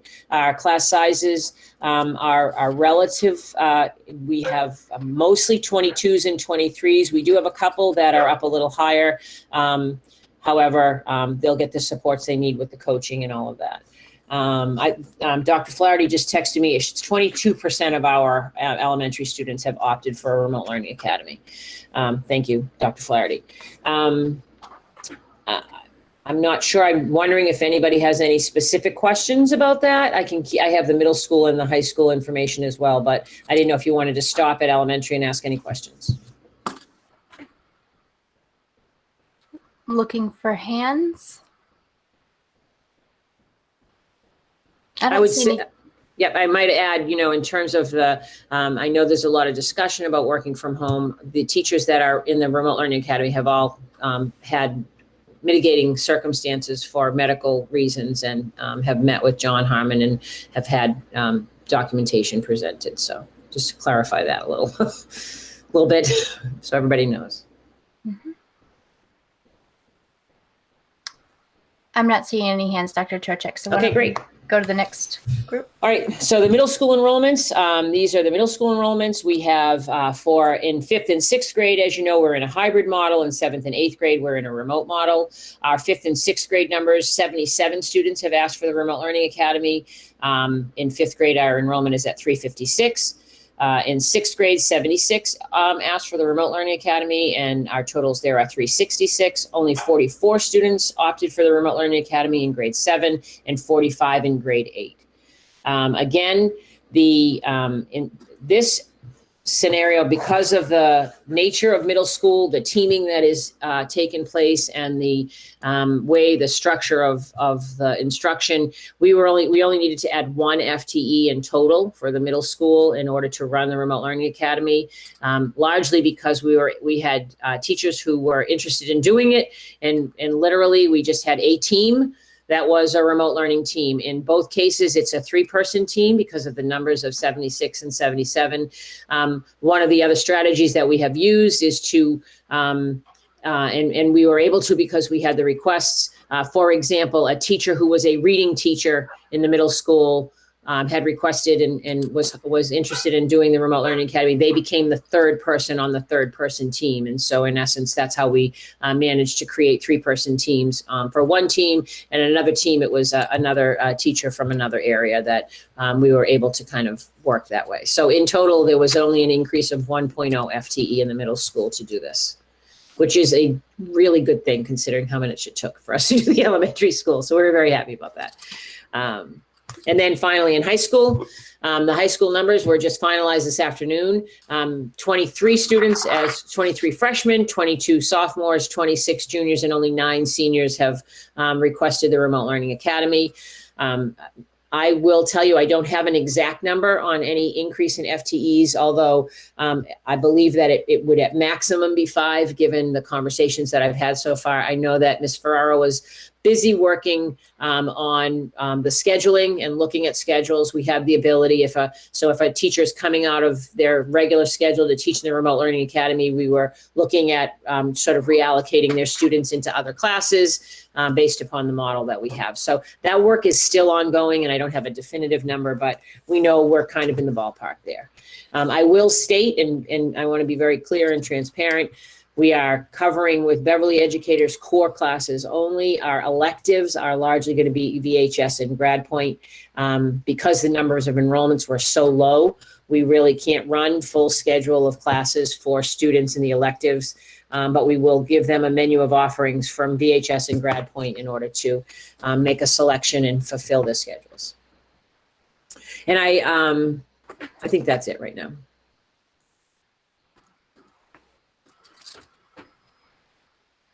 I see Ms. Robinson's hand first.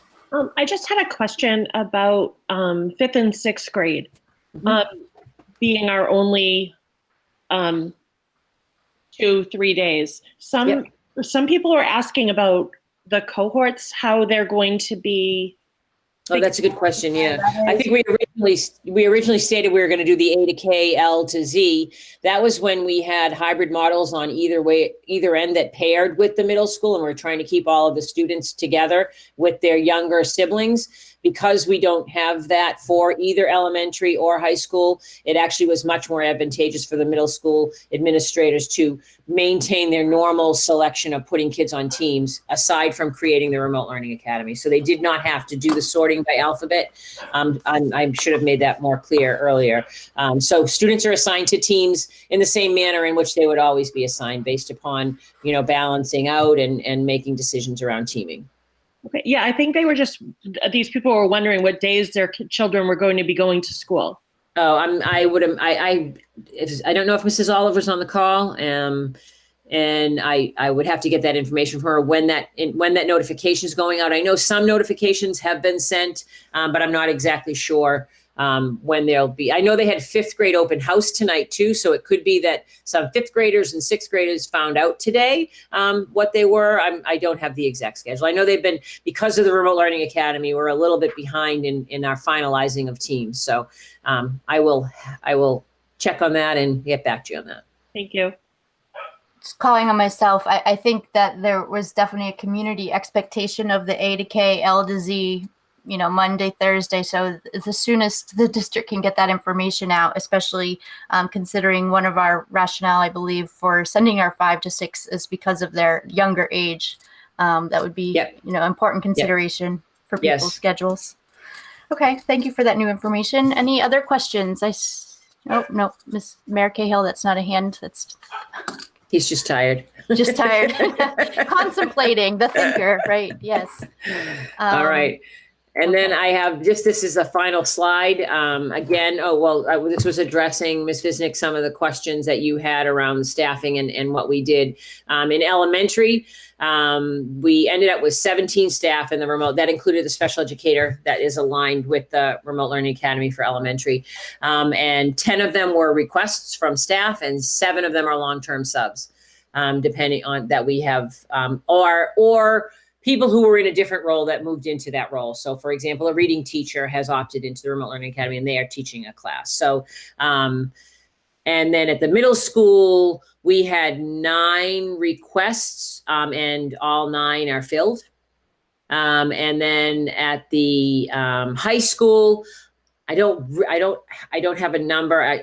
We had 5 requests. We were thinking 5, but I don't know that we're able to. I don't want to say that we've been able to do that because I know that Mrs. Taylor and Mrs. Ferraro was still working on the scheduling, and the numbers. The enrollment came in so low that that precludes us probably being able to fill all 5. But again, I don't have that specific. And then finally, I went ahead of myself on my slide and talked about the fact that in terms of elective courses, so at middle school, they'll be asynchronous in terms of their electives, and at the high school, it'll be a VHS or GradPoint.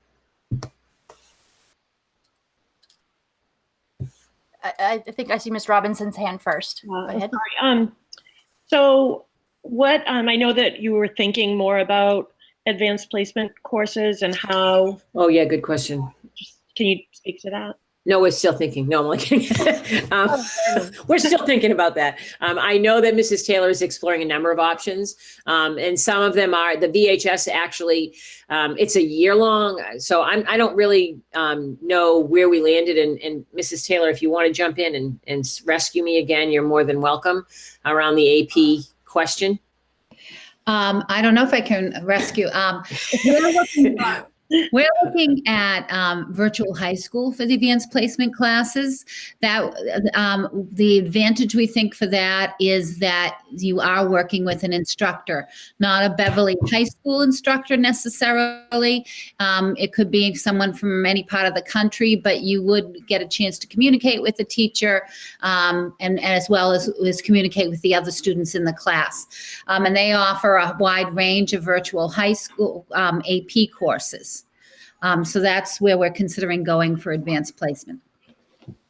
Has there been any talk of combining with other local high schools with AP?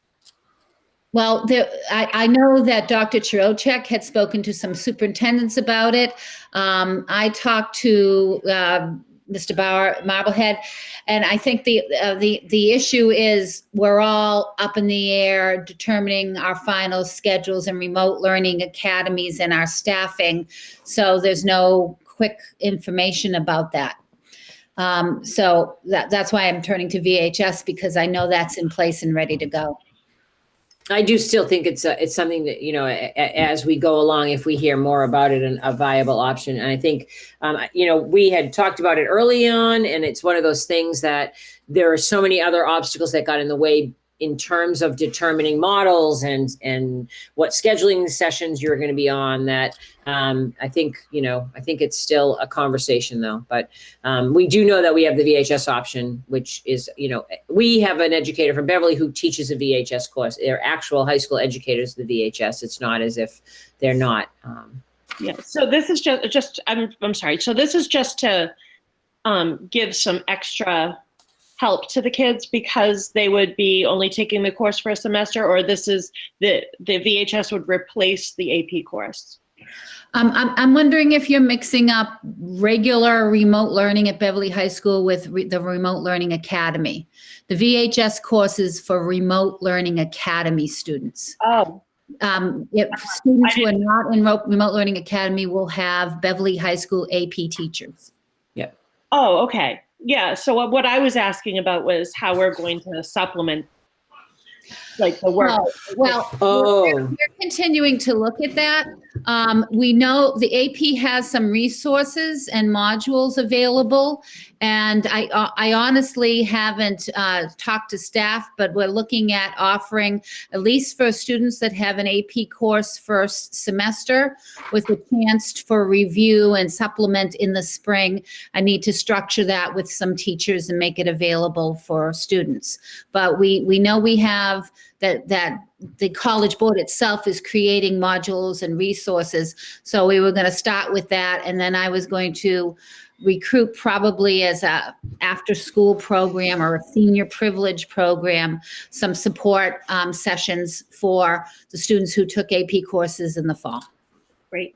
Thanks. Well, I think all that information was important, so that's good. Thanks. Ms. Visnick, I saw your hands. Thank you. I wonder if last year AP was very unusual compared to every year before that, right? And the way the tests were administered. And so I wonder if if it's possible for us to go to the College Board and ask them if they can think outside the box yet again, and instead of administering the test just once, if there's a possibility of administering the test twice, once at the end of each semester, because then you wouldn't have to worry about freshening up the students who took the course in the first semester, and you wouldn't have to worry about making the students who have an AP in the second semester smush everything in, that's a very technical term, into a very even shorter time period, right? And I think because just like we've waived the 180-day rule, right, we are you got to think outside the box, and there has to be some other opportunities. And so my mother taught me it doesn't hurt to ask. And so I wonder if we have in fact asked the College Board, and if we have not, could we? Well, we certainly can ask. The only caveat I'd put in, and that doesn't preclude us from asking, is that before COVID-19, there's schools that have semester schedules. The College Board doesn't have any opinion on how a school schedule should be set up. And there are schools that, in parts of the country that have always had semester schedules and still have their students participate in the AP program. But I'll be glad to ask, because they're looking at lots of different things. So Yeah. we'll put that out there. That would be awesome. Thank you.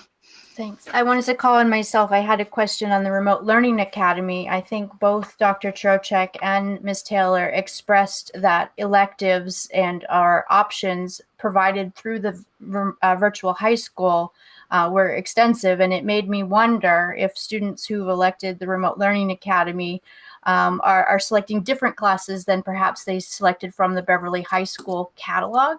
And is this actually a benefit to them, or is there any risk that they may be missing graduation requirements in any of those areas? Like, how are we making sure our guidance helping with the course selection for virtual high school to make sure that students are getting what they need? Well, we're going to try and offer courses that are the same or similar to what we have. And yes, guidance will be making sure that students have all the requirements they need toward graduation. Perfect. Thank you. Any other questions? Enrollments, Remote Learning Academy? Well, thank you, Dr. Trocek, and again, Thank Ms. you. Taylor. Okay, I believe I have learned how to present.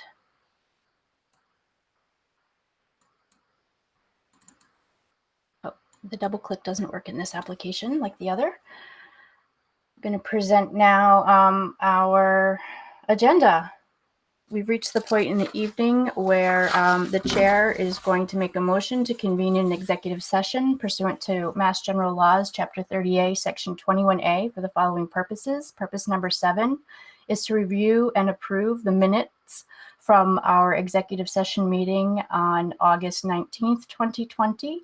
And for purpose 3, to discuss strategy with respect to and in preparation for collective bargaining with the Teachers Unit A, because an open discussion may have a detrimental effect on the bargaining position of the committee, and we will not be returning to open session. So I've made that motion. Second. Thank you. We do need to take a roll call vote. Mayor Cahill, Yes. Kimberly Coelho,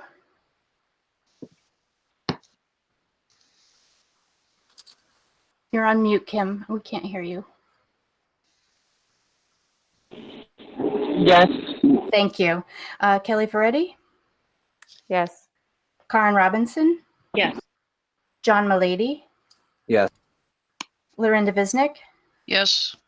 and Rachel Abel, yes. By a vote of 7-0, we are now entering into our executive session. This is under Mass General Law, Chapter 38, Section 21A, for purposes 7 and 3, to review and approve our minutes of August 19th, and to discuss strategy with respect to and in preparation for collective bargaining with the Teachers Unit A, because an open discussion may have a detrimental effect on the bargaining position of the committee, and we will not be returning to open session. So thank you so much, BevCam, and thank you for everyone who joined us this evening. I'll ask that the members stay on, and we will clear the room.